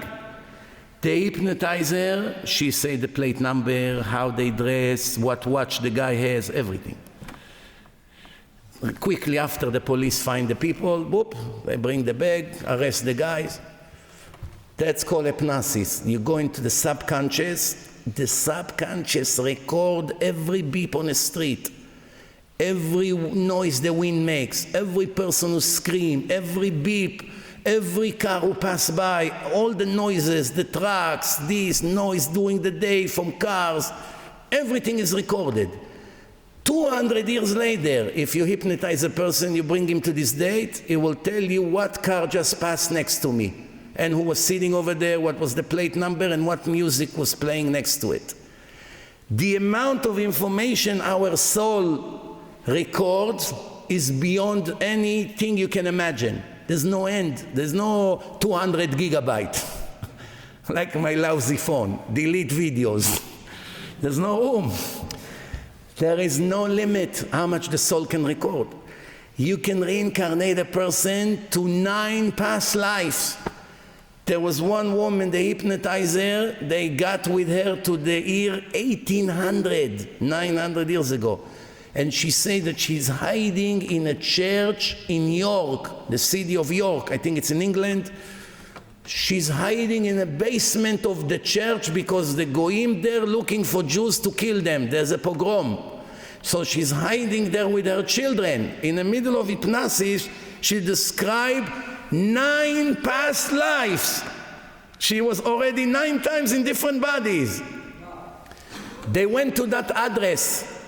They came to the church. The church is still there. It's a beautiful, ancient, very old church. You know, the Christians used to build very fancy churches. They go to the priest over there. They say, can you show us the basement? What basement? He said, this church is supposed to have a basement. How do you know? Who are you? They tell him about the hypnosis. He said, I'm sorry, we never had a basement here. I'm here already 30 years. There's no basement here. He said, no, it cannot be. Everything else she described is exactly like this building. It has to be a basement. They started to check. They found a hidden thing. Nobody knew about it. They pulled it somehow. The wall turned around. Boom! Stairs going to the basement. Hundreds of years, nobody went there. You know, the spider webs all over. They went inside. They saw the basement she described. And many, many things. You can watch my film, Life After Death. I spoke about these things. So this guy came, confirmed everything, he hypnotized people. Why they hypnotize people today? They want to go back to the time they had a trauma. They had a woman, she cannot stop eating. She's already 600 pounds. She's about to die. That's it, it's a life risk. She just ate, 20 minutes later she wants to eat again. Say, well, what's going on with you? It's not desire for food, it's a mental issue.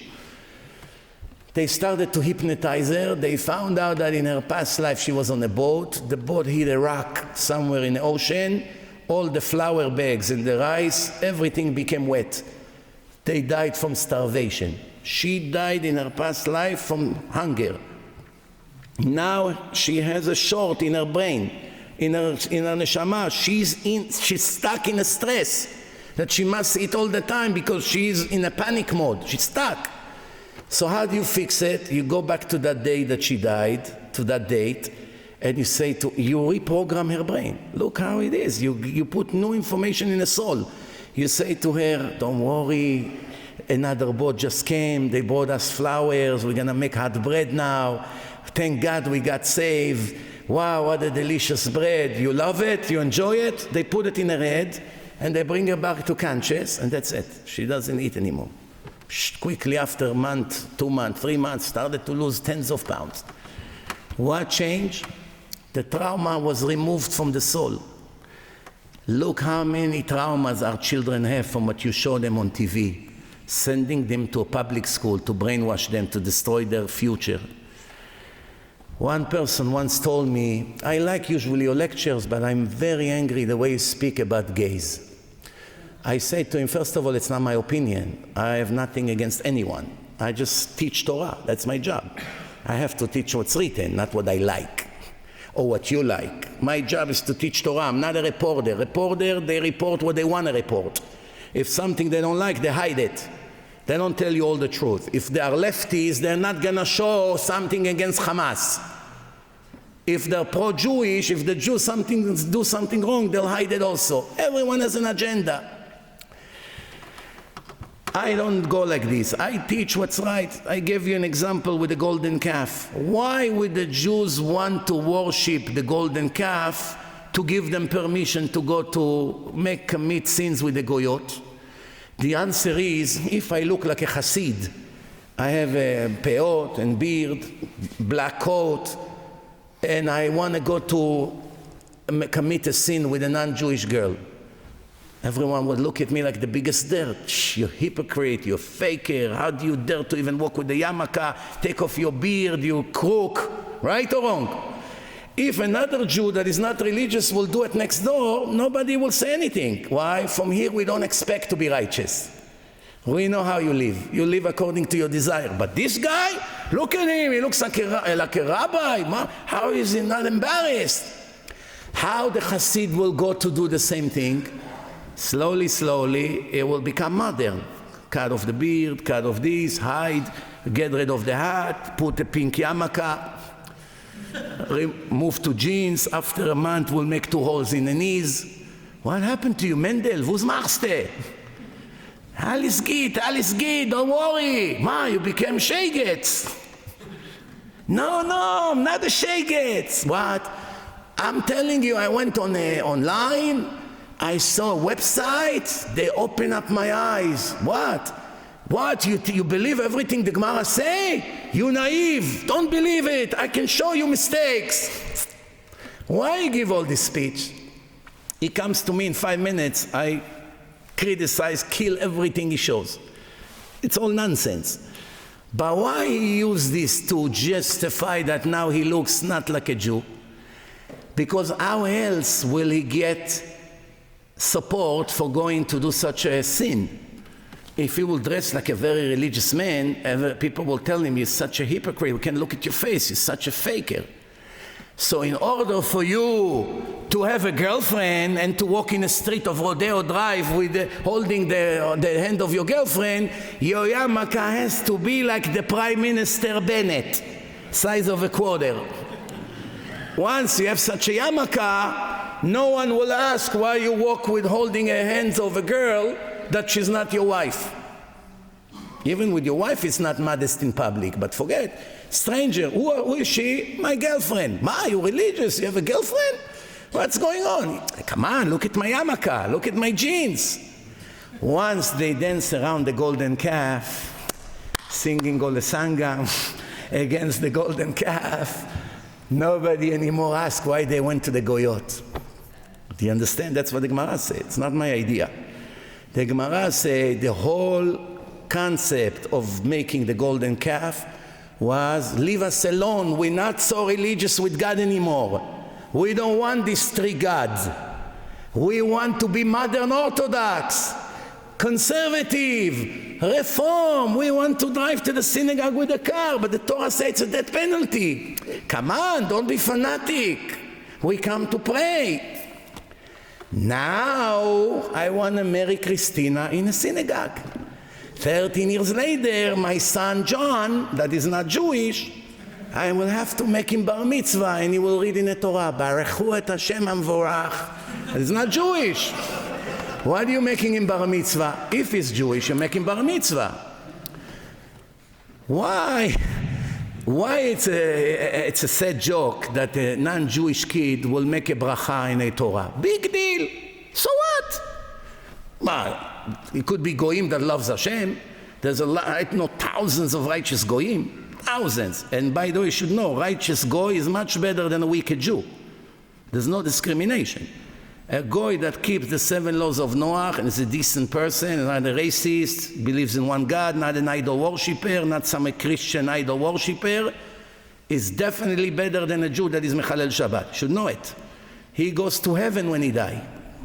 He goes to heaven when he dies. And a Jew that is not shomer Shabbat has no share to the world to come. Because it's written 12 times in the Torah, v'nichreta hanefesh ha'im Yisrael. God declared in the Torah that he will cut that soul permanently from the Jewish nation in the afterlife. It's clear verses. Nobody can modify the Torah. And the Torah said they are righteous Gentiles. One of them was even a prophet, Eov. You heard about Job? Job wasn't Jewish. He was one of the most righteous people in history. He wasn't Jewish. No discrimination. We have to look at people not if they're Jewish or not, if they're righteous or wicked. That's how you have to examine people. You know, in America, they don't like to be judgmental. Rabbi, you're too judgmental. We live in the 21st century.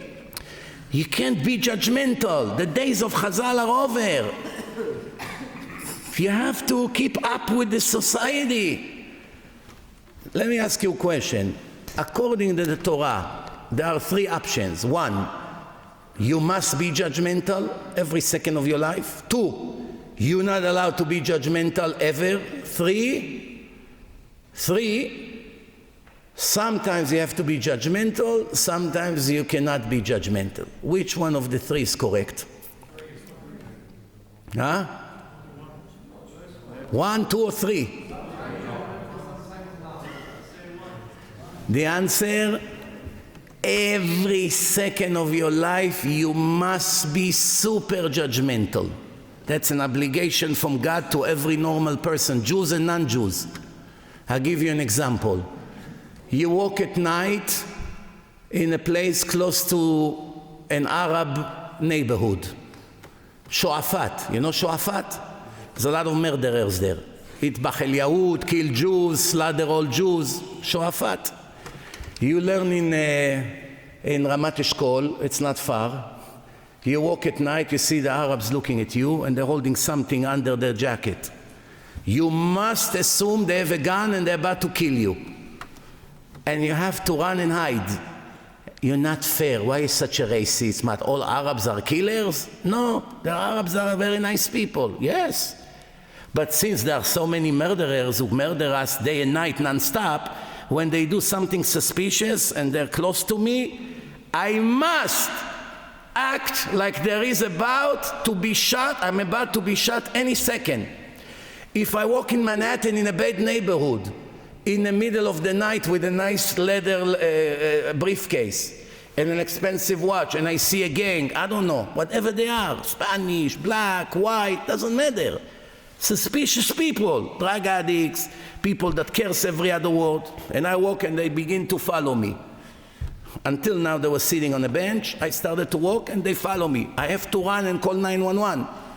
Why so judgmental? Why?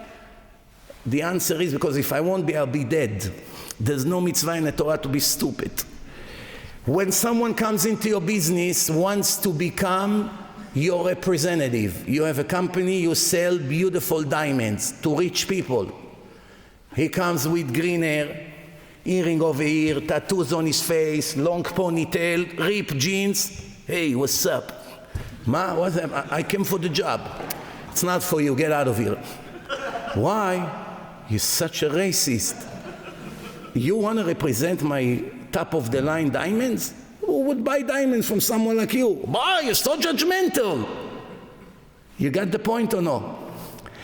Every one of you is super judgmental.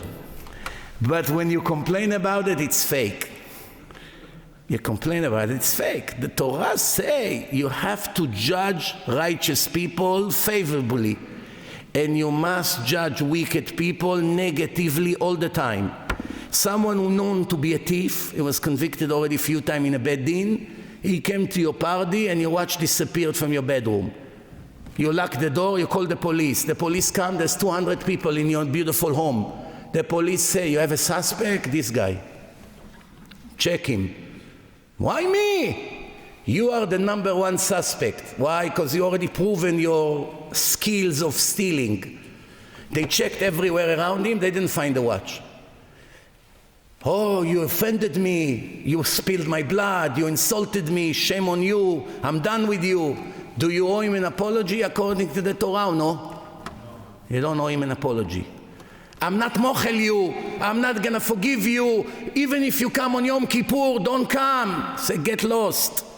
I owe you no apology. Why? Because you already proven to be a thief. That's why the Torah say you're the first suspect. If someone is mechalel Shabbat, every Shabbat he gets in the car and drives shopping. Now we see him on Shabbat, your son, your religious son says, Abba, how come the neighbor is mechalel Shabbat? Now there are two ways to handle it. One, you say, oh, he's probably have an emergency, maybe his wife giving birth, maybe his boy is sick, he has to take him to the hospital, pikuach nefesh doche Shabbat. Or to say the neighbor is wicked, he rebels against Hashem and ignore Hashem's instruction. How do you have to answer your son? Depend who the neighbor is. If the neighbor has a status of a kosher Shomer Shabbat Jew, and you saw him getting into the car, you must give him the benefits of the doubt. You say, this poor guy is probably have an emergency, let's read Tehillim for him. But if he's someone who knows to drive every Shabbat, you have to tell your son because he's mechalel Shabbat and rebel against Hashem. You're not allowed to tell him, oh, he probably have an emergency. The Torah did not say to be stupid. The Torah have rules. Someone that has a kosher status, you're allowed to eat in his house. Someone that eat not kosher in McDonald's, you're not allowed to eat in his house. Why? Don't worry, I'm going to get for you kosher food. I don't trust you. You don't care about your own soul. You will care about my soul. You're going to pay 3 times more for the meat? How can I trust you? You feed your own children with donkey meat. You're going to feed me with glad kosher Bet Yosef steaks? It's 3 times more on the price. Someone who's known never to eat not kosher. He comes to the restaurant. Where is your kashrut certificate? Who's the rabbi? Is it Kemach Yashan? Is it Bet Yosef? Which shchita you buy? Let me see. I want to see the stamp. Oh, someone like this, I trust. He cares about his neshama. He'll care about me. Makes sense or no? Any questions so far? Yes. That's the famous question. Tinok shenishba. I'll repeat the question. There is an expression in the Gemara that sometimes the non-Jews used to come and make pogroms in the Jewish neighborhoods. When they came to make pogroms, they used to kidnap Jews, Jewish kids. They used to kidnap them. And this Jew doesn't even know he's Jewish. He was 2 years old when he was kidnapped. He grew up by these Christians or Arabs or Chinese, whatever they were. And he grew up like one of them. He doesn't know what Shabbat is. He doesn't know what kosher food is. He doesn't know tefillin. He doesn't know anything. He doesn't know mezuzah. He's somewhere in Kuwait now. They kidnapped him to Gaza. He grew up Arab. They already brainwashed him to kill Jews. You know how many Jewish terrorists you have in Gaza? The Jewish women marry Arab terrorists and they have 10, 15 kids and they join the Hamas. Many of these monsters who kill our soldiers right now, according to Jewish law, they are Jewish. 60,000 Jewish women married Arabs from the beginning of Israel until today. And each one of them had in average more than 10 kids. You do the math. How many Jews live in Gaza and murdering our children right now? Because of intermarriage. He was a nice Arab, Rafik. I asked him, what's your name? He said, Rafi. By the time I found out he's Rafik, I was in love with him. What's your name? Yossi. 3 weeks he became Yusuf. By the time she found out, she's in love with him. He took her to the village. She lives with him in the Arab territories, have 10, 15 kids. And these kids, everybody cursed them in a school. Yahud, you kalb, you dog, you Jewish dog, you traitor. Now the kids, they have low self-esteem. They're insecure because everyone called them a Jewish dog, a Jewish traitor, you Jewish. You know how they talk about Jews. So they have to prove that they're not Jewish. So all of them become terrorists. They have to prove that they're not only not Jewish, they will kill all Jews that they can. And a lot of these people, you begin, believe it or not, they are Jewish people. They give them tons of drugs. They drug them now and they send them on a mission. They brainwash them. That's it. They don't know. That's called tinok shenishba. He was born thinking he's not Jewish. They told him all kinds of things. Someone like that, if he doesn't keep Shabbat, does he get punished? No. If he doesn't put tefillin, no. If he doesn't eat kosher, no. If he will murder, he will be punished, because everyone knows you're not allowed to murder. You don't need to be religious to know it. If he's a thief, everybody knows it's the wrong thing to do. He will be punished. If he beat up some innocent person, he will be punished. Things that common sense require, they are still guilty of. But things that you can only know from the Torah, and they have no idea about the Torah, they are not guilty. They don't get punished for breaking Shabbat, for eating on Yom Kippur, for eating Chametz and Pesach, for marrying a non-Jewish woman. They don't get punished. But if they will be gay, they will get a very serious punishment, because that's required by common sense. And when the guy asked me, I don't like how you, I say, I'm not talking what I think. I only say what the Torah say. But let's talk about common sense. You have now someone created the world. He made 2 million species in nature. All of them designed male, female, male, female, male, female. All of them get intimate and continue the race to have more babies to born, you know. Same thing, people. If now we decide to redesign the world, all men will be together, all women will be together. What will happen after 2-3 generations? The world will come to an end. Is that what the creator of the world had in mind? Absolutely not. So regardless of religion, even you don't talk about Torah, religion, nothing. Common sense. 2 Jews, non-Jews in the middle of Zimbabwe. They don't know about Torah. They think someone made the world, yes. He made men and women, yes. The only way to bring more people to the world is between men and women, yes. That's the will of the Creator. Who am I to redesign the world? How can I mess with such fire? The Creator of the world had a plan, and me, the nobody, decide to redesign the world. Of course I'm a criminal. And remember, I'm not talking about the Torah. That's before we read what the Creator of the world said that will be the end of the gays. Before that. Just common sense. It's wrong. So people don't want to hear it. Why? Because they were brainwashed that it's perfectly fine. So when someone like me come and say what the Torah say, or even what common sense require, I am vile, I am crazy, I am primitive, I am whatever I am. Do you understand how it works?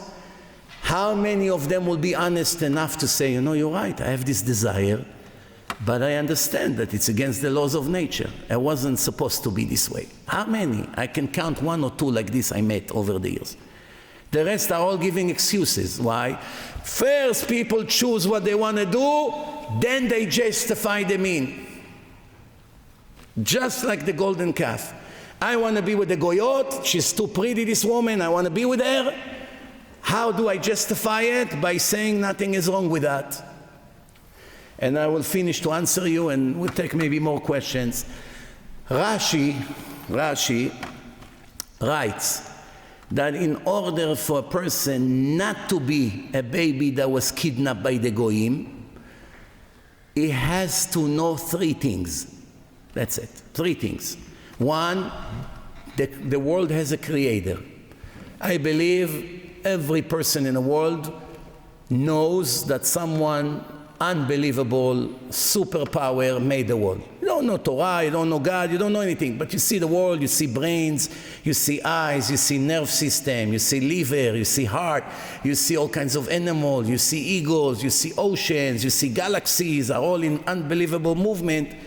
It cannot be that something like this happened by a random explosion without a designer. If someone thinks the world was made by itself, excuse my language, is super dangerous to society. Super dangerous. None of you will want your daughter to marry. You know, if he will tell you that this plastic cup was made by a random explosion in a garbage cans in Beverly Hills.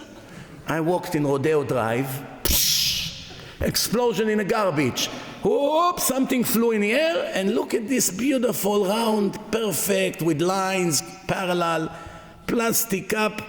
1 cent it cost. Any one of you will buy this story? If I tell you my watch was made by a random explosion in a lab in Switzerland, you will believe it? No. If I tell you that the brain that has 10 trillion connections, the size of an apple, and it's so sophisticated with 80% liquid, and if you cut one wire, a person is in coma, that some sophisticated computer like this was made randomly by some explosion somewhere in the ocean, you would buy that? You're crazy. If you believe such thing, you can go home. There's no point of talking to you. Come on, you all know it. There's no such thing an atheist. The word I'm an atheist is leave me alone. I'm not interested to keep the laws. That's what it means, atheist. Connect every atheist to a lie detector. In a minute, I prove to you is a greater believer. You know how I know? Every person who came to me and said, leave me alone, I'm an atheist. What was his next statement? Where was God in the Holocaust? So if you just say you don't believe there is a God, why are you blaming him for not being in a Holocaust? You see what a liar you are? You are the best believer, because it doesn't make sense to you how such a great God that made such a world will kill millions of people, include kids. So you have a very, very strong question against the way he operates. But you cannot say you don't believe in God. You believe in God, you disagree with what he does. Let me clarify to you what was the Holocaust about. It's written in the Torah with explanation why it would happen. But you don't know, so it makes problems for you to believe. It's all fake. They all know there is a God, and in time of problem, everyone is religious. The general of the Israeli army, before the battle started, he said, in the army, before going into enemy territory, all soldiers are religious. People from the kibbutz, lefty liberals, were saying Shema Israel, screaming Hashem Melech, Hashem Malach. He's about to die. Who's going to save him? His grandma from the kibbutz? He knows if there anyone can save him, it's only God. All of a sudden, everyone became religious. In a hospital, when they take care of cancer patients, everybody there is religious. You don't believe me? I'll prove it to you. Take me to a Torah there. I'm going to put my black hat. Walk with me in the aisle over there in a hospital. See how the Jews and the non-Jews. Rabbi, you Rabbi, can you come pray for my father? It happened to me. I was in Sloan Catering in Manhattan, in York Avenue in Manhattan. I went to visit someone. Non-Jews came begging me, please come give blessing to my father or to my mother. How all of a sudden all of them became religious? Right now they know I'm a minute before losing my father. The only one who can save me is God. I promise you that some of these people that told me, come bless my father or my mother, they spoke a lot against God in their life. I'm an atheist, leave me alone, I can't stand religion. In a time of problem, when they get a letter from the IRS, as soon as they see IRS, Rabbi, help, please come to my house, I'm dying. All of a sudden you remember the rabbi is in town. Mendel, you the Chabad here, come over with the tefillin before I open the envelope. What happened? You refused to put tefillin 10 years, I begged you. No, it's an emergency. So Rashi writes, there are 3 conditions not to be tinok shenishba. 1, you have to know there is a creator to the world. Every human being knows it. Next. What's the second condition? You have to know there is such a thing, the Torah. You heard that the Jews talk about the book that God gave them. You don't know what it is, you never saw it, you never read it, no problem. You just know there is such a claim in the history of the world that the Jews received a book of God. Every person in the world knows it. Every Christian, every Muslim, every Israeli, every American, everybody knows it. Everybody knows there is such a thing, the book of God. Next, the third condition. You have to know there is such a day called Shabbat. What is it? You don't know. You don't know the rules. You don't know how to do Kiddush. You don't know why He gave such a day, why God gave such a day. You don't know. But you know that there are Jews who observe the Sabbath, whatever that means. Shomer Shabbos Jews, that's all. If you know those three, you can never be tinok shenishba. Because now you have an obligation to come and investigate. And the proof for that will be more than 1 million Baalei Tshuva in the last 25 years. More than 1 million Jews all over the world, mainly in America and in Israel, were not religious and became fully religious. Thousands of them sitting full day in yeshivot and learn.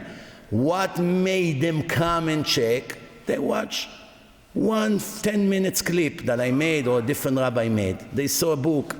Someone gave them something to read about the parasha. They saw something on YouTube. They saw a movie that got them to think. They saw in Discovery Channel the beauty of the creation and make them think. What is my purpose? Started to ask questions. Okay, speak to that rabbi. I get people like this, dozens every day. This guy referred me to you. This guy, I saw your clips. This one sent me a link. I just watched your film, The Purpose of Life. I'm shocked. I just saw Life After Death. I just saw your film about Shabbat. I'm shocked. I didn't know about this. That's it. 1 hour and his life will never be the same. Any more questions before we finish? ברוך אתה אדוני אלוהינו מלך העולם שהכל נהיה בדברו.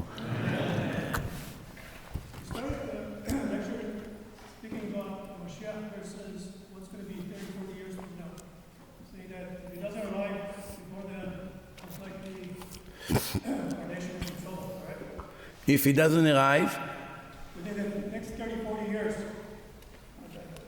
believe that's what you said. I didn't say it tonight. I said it in a different lecture. It's good. I know you're my fan. Tonight I didn't speak about Mashiach.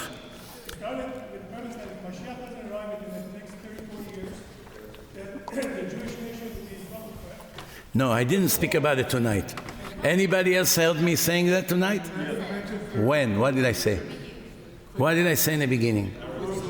I spoke in the beginning about Yoel Brand and Eichmann, yeah. But okay, it's okay. No. So what's the point? In reality, I mean, everything you shared with us tonight is important, but a lot of what's happening in the world today, especially what's happening in Israel and the current events, which is affecting, for sure, Eretz Israel as well as the Jews here in the U.S. and elsewhere. Makes the question, when you talk, there's this general talk about Mashiach, it's always very vague. No. Why is there any certainty regarding this topic? I recommend you to watch. I have about 10 lectures that I made over the years about Mashiach, resurrection of the dead, what's going to happen. Over there is very, very clear. Once you watch it, it will not be vague and it's not going to be gray area. It will be very clear. Now, I remember what you're talking about. I say that soon the world will become Chinese and Japanese, Oriental, Arabs, and a little bit Jews. And I say if Mashiach won't come before it will happen in 30, 40 years, then it will be, that's it. It will be the end of the world for us. We won't be able to live. And by the way, I will add to that one more thing that you didn't hear from me yet, but I want you to hear it.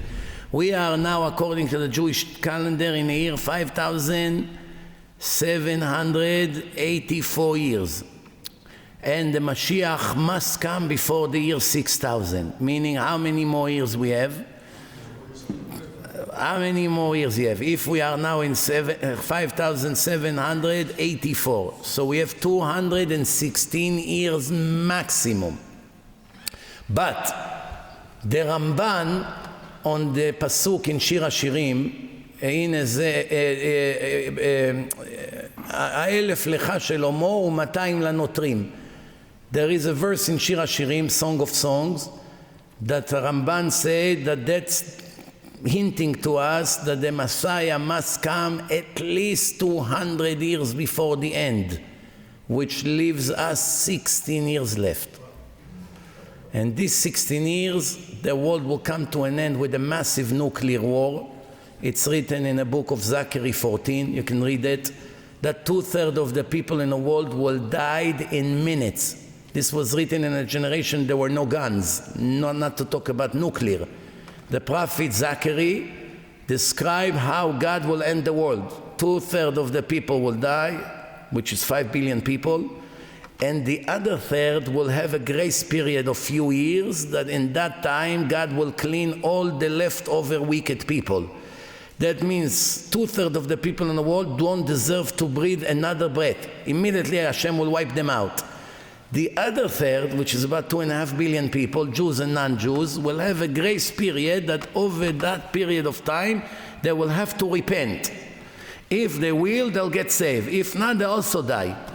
And then there will be the resurrection of the dead of all the righteous people that were buried out of Israel and in Israel. And then we will build the third temple, which this time will not be destroyed again. So we are now 16 years before all of that will happen, and you have to be blind not to see that it's already started. Look what's happening now. The world comes to a point now that the Christians and the Muslims will not be able to survive few more years in this world. One will have to kill the other. Because now in France, in London, they're all waking up. They're choosing now in France, soon they're gonna vote for Le Pen. In Holland, they already got someone anti-Muslim. The whole Europe now is waking up because they realize another 10 years we'll all be dead. They'll take away from everything we have here. So now the Arabs are not going anywhere. Arabs are not Jews that stood online to the gas chambers when the Nazis pushed them in. Jews are soft people, quiet, not violent. You never hear a Jew come, beat up, violent, throw bombs, cursing, burning. Jews don't do things like this. Jews were never terrorists in the world. No place Jews attacked the place where they live. Jews did not intimidate the people. Jews did not break stores and burn cars. It doesn't happen by Jews. When they tell the Jews, we're killing you, we take away your property, they stood online and went to the gas chambers. You won't find one Arab will agree to be attacked by any Christian in Europe. It will be a massive war which will ignite the whole world. And from then on, no one will have control anymore. That's what's going to be. But the bad news is that in the end, after they'll kill each other, they will all make a ceasefire and they turn against the Jews. So why are we killing each other? The ones that caused all of that are the Jews. We both hate them. Let's go and attack Israel. And that's how Gog and Magog will start. They come to Jerusalem, they burn everything, people will run to the desert. Read Zachary 14. And that's how Chas v'Shalom it can end. By the way, everything I just told you, it's not an obligation for it to happen. If, for instance, I'll be able to make 2-3 more millions Baalei Tshuva, I can change everything. Why? If all of a sudden, right now we have about 3 million religious people, 12 million not religious. If we'll be able to take 3-4 more millions, and now we're going to have 6 million righteous people, that can save the entire nation. That's the premise of my question is really, what is the key, what is the catalyst that will usher in Mashiach? So we have conditions.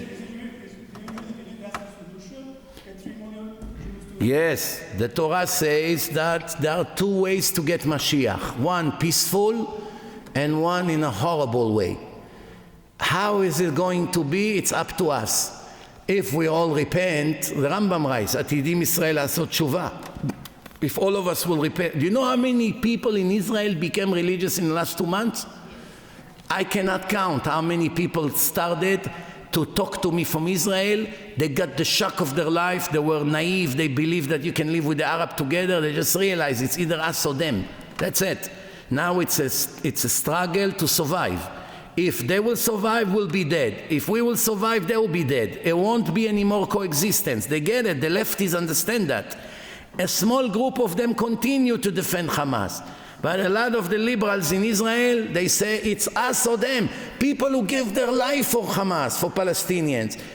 vote for them, help them, drove them to Israeli hospitals, raise money for them, attack Israeli soldiers, threw rocks at them, changed 180 degrees.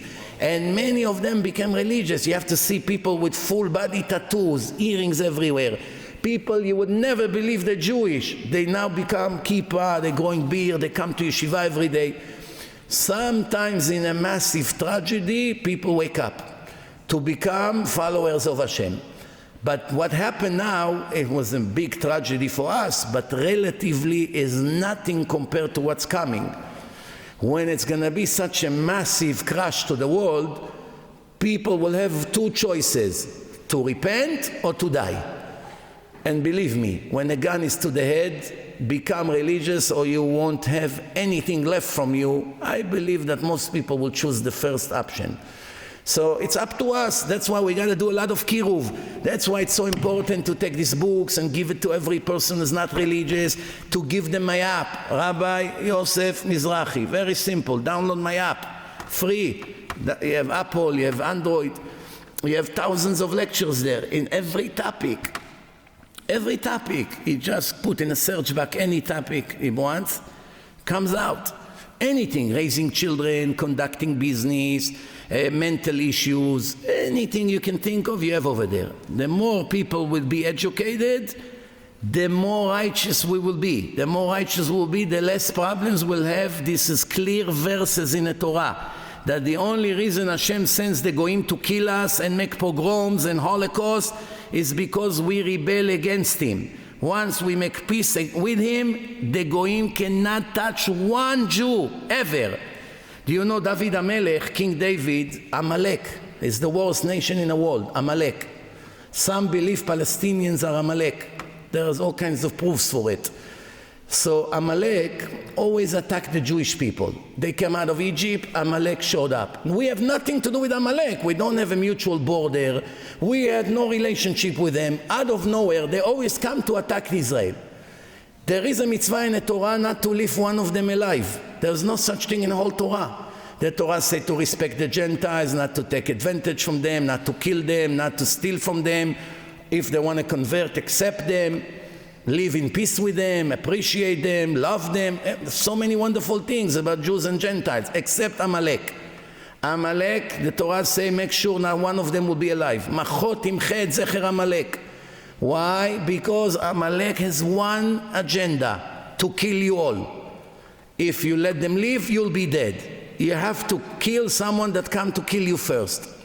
So, you know, Amalek, they kidnapped all the children and the two wives of King David and the people of the city of Tziklag. David HaMelech went with all his people, the men. They left the women and the children in town. Amalek came, kidnapped all the women, kidnapped all the children, burned the entire Jewish city, and took all of them to the territory of Amalek. When David came back, his life was crushed. His two wives missing, all the children missing, all the people of the Jewish town are all kidnapped. People want to kill David. It's because of you, why you didn't leave guards. He was in a very, very hard condition. He started to cry to Hashem. He said, Chatati, Aviti, Pashati, I'm sorry, we committed sins, we are guilty, we accept the verdict, whatever you decide, God. And after they all made repentance, he said, God, please show me if I have to go and fight to bring back the children and the women. And God said to him, he was a prophet, David, you should go. He said, will I be able to save them? He said, all of them. And he went there, killed all the Amalekim, brought back all the women and all the children and all the money and the jewelry and the gold that they stole. Everything he returned back.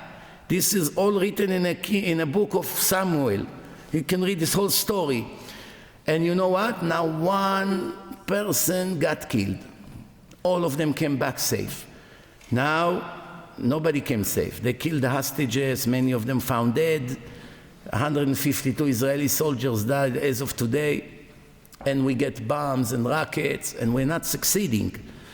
Why? Because we are not righteous like David and his people. If all of us would be righteous, it would not happen to us. All these things that happens to us are written in Parashat Bechukotai. You don't have to believe me. Open the Torah, Parashat Bechukotai. Read every warning over there and tell me if they're not happening to us every day as we speak. Everything that's written over there happens to us every day in the last 30 years. It's clearly talking about the Arabs, what they're going to do to us in the end of days. In the Torah. So the solution is, yes, you need a good army. Yes, you need the United States to help you, to give you weapons. You need all of that. But that's not the key solution. The solution is to make Hashem not angry at us. Once we will get to that relationship with Him, everything will be fine. And that's a part of bringing Mashiach and saving us, which will happen. You can listen to my lectures about this topic. Yes? There's a video circulating around that you say that even if the U.S. gives $1 billion to the church, to Israel, we should not have churches anymore. So you're saying we should have America support us, but also one of I think there's a lot of the goyim are specifically targeting your videos to create Chilul Hashem. Do you think we should have videos on When you say what's written in the Torah, it can never be Chilul Hashem. public platforms? Yeah. You could say Torah, but you could say Torah on your own platform. But for saying these things, they're using this to see, like, look at the Jews. No, there's nothing wrong with that. When you say to the Goyim that some of them are righteous and some of them are wicked, you also say to the Jews, some of them righteous, some of them are wicked. There are Jews who deserve death penalty according to the Torah, and there are Gentiles that deserve death penalty according to the Torah. Jews and Gentiles that worship any kind of idol deserve death penalty according to the Torah. Churches that believe in JC, Son of God, and the rest of their nonsense, it's a place of idol worshipping. People that worship Buddha are idol worshippers. Muslims are not idol worshippers. They don't believe in anybody but God. They believe Muhammad was a prophet, which he wasn't. But they don't say Muhammad was God or Son of God. So it's different. Muslims, they pro-murder. Murder all Jews, kill all Jews. That's a different problem. Gentiles are not allowed to be murderers. It's against the 7 laws of Noah. So what the Goyim do, they take a little part from my video. They learned it from the liberal Jews. The liberal Jews are doing it, and that's why Hashem allowed the Muslims to do the same. They take things out of context, of course. What I say, they don't show the whole 5 minutes. They show only 10 seconds. See? And they make a headline. You see what the rabbi said? To kill all Arabs. That's not what the lectures say. The lectures say, talking about terrorists, talking about murderers, talking of people who declare that they won't rest until they kill us. The Torah says someone is on the way to kill you, you must kill him first. You must kill him first. That's what the Torah says. And they know it's the truth. And if someone would come to kill them, they won't kill him first? Of course they will. So enough with this hypocrisy. Now I want you to know one thing about Arabs. No matter how much you kiss up to them, no matter how much you support them, no matter how much a lefty liberal you're going to be like Bernie Sanders, if Bernie Sanders was in Gaza now, they would rape him day and night and chop his head off. And he won't be able to say, I fought for you, I gave my life for you. Why are you killing me? Because you know how many people like Bernie Sanders they killed and raped? Dozens. Almost all the kidnapped people are lefty, extreme left. Extreme left. Almost no righties are in prison. Only lefties from the kibbutzim. They all were pro-Hamas. And they murdered them and burned their homes and raped them and chopped their heads off. Cut their breasts off. Cut them to pieces. Put their babies inside the oven. People that kissed up to the Arab every second of their life. Did it help them? I shouldn't be afraid to tell them the truth of God in their face. I want to tell you one more thing. I speak for 30 years almost. Many people attack me every week. Now one time a Muslim attacked me or threatened me. Now one time. They ask questions. They disagree with some things I say. They try to prove me wrong. Now one time a Muslim cursed me. Now one time he sent me an email threatening me. Now one time Arabs saw me anywhere and came to attack me. Also no Christians. Do you know who attack me non-stop? Wicked Jews. Liberal Jews. People like Bernie and their friends. And very modern Orthodox. They hate me the most. because I express their fakeness. I can't live with that. They want fake speakers that tell them you're great, God loves you, you have nothing to worry about. That's what they want. Santa Claus, the rest of the university speakers, Dweck, Mirvis, and the rest of the garbage. Someone like me, it's a threat to their lifestyle. It's their threat to their lifestyle. If I talk about all the sins they commit, of course they will hate me. What do you want? Oh, Rabbi is so great. You're publishing to the whole world what a faker I am. So they hate me. I am honored to be hated by these people. God forbid the day they love me, then I know I have to retire. Thank you very much. Good night. Please don't forget to take books on the way out. I have few books here. Anyone who wants to buy, $20 a book. These books are for free. Rabbi.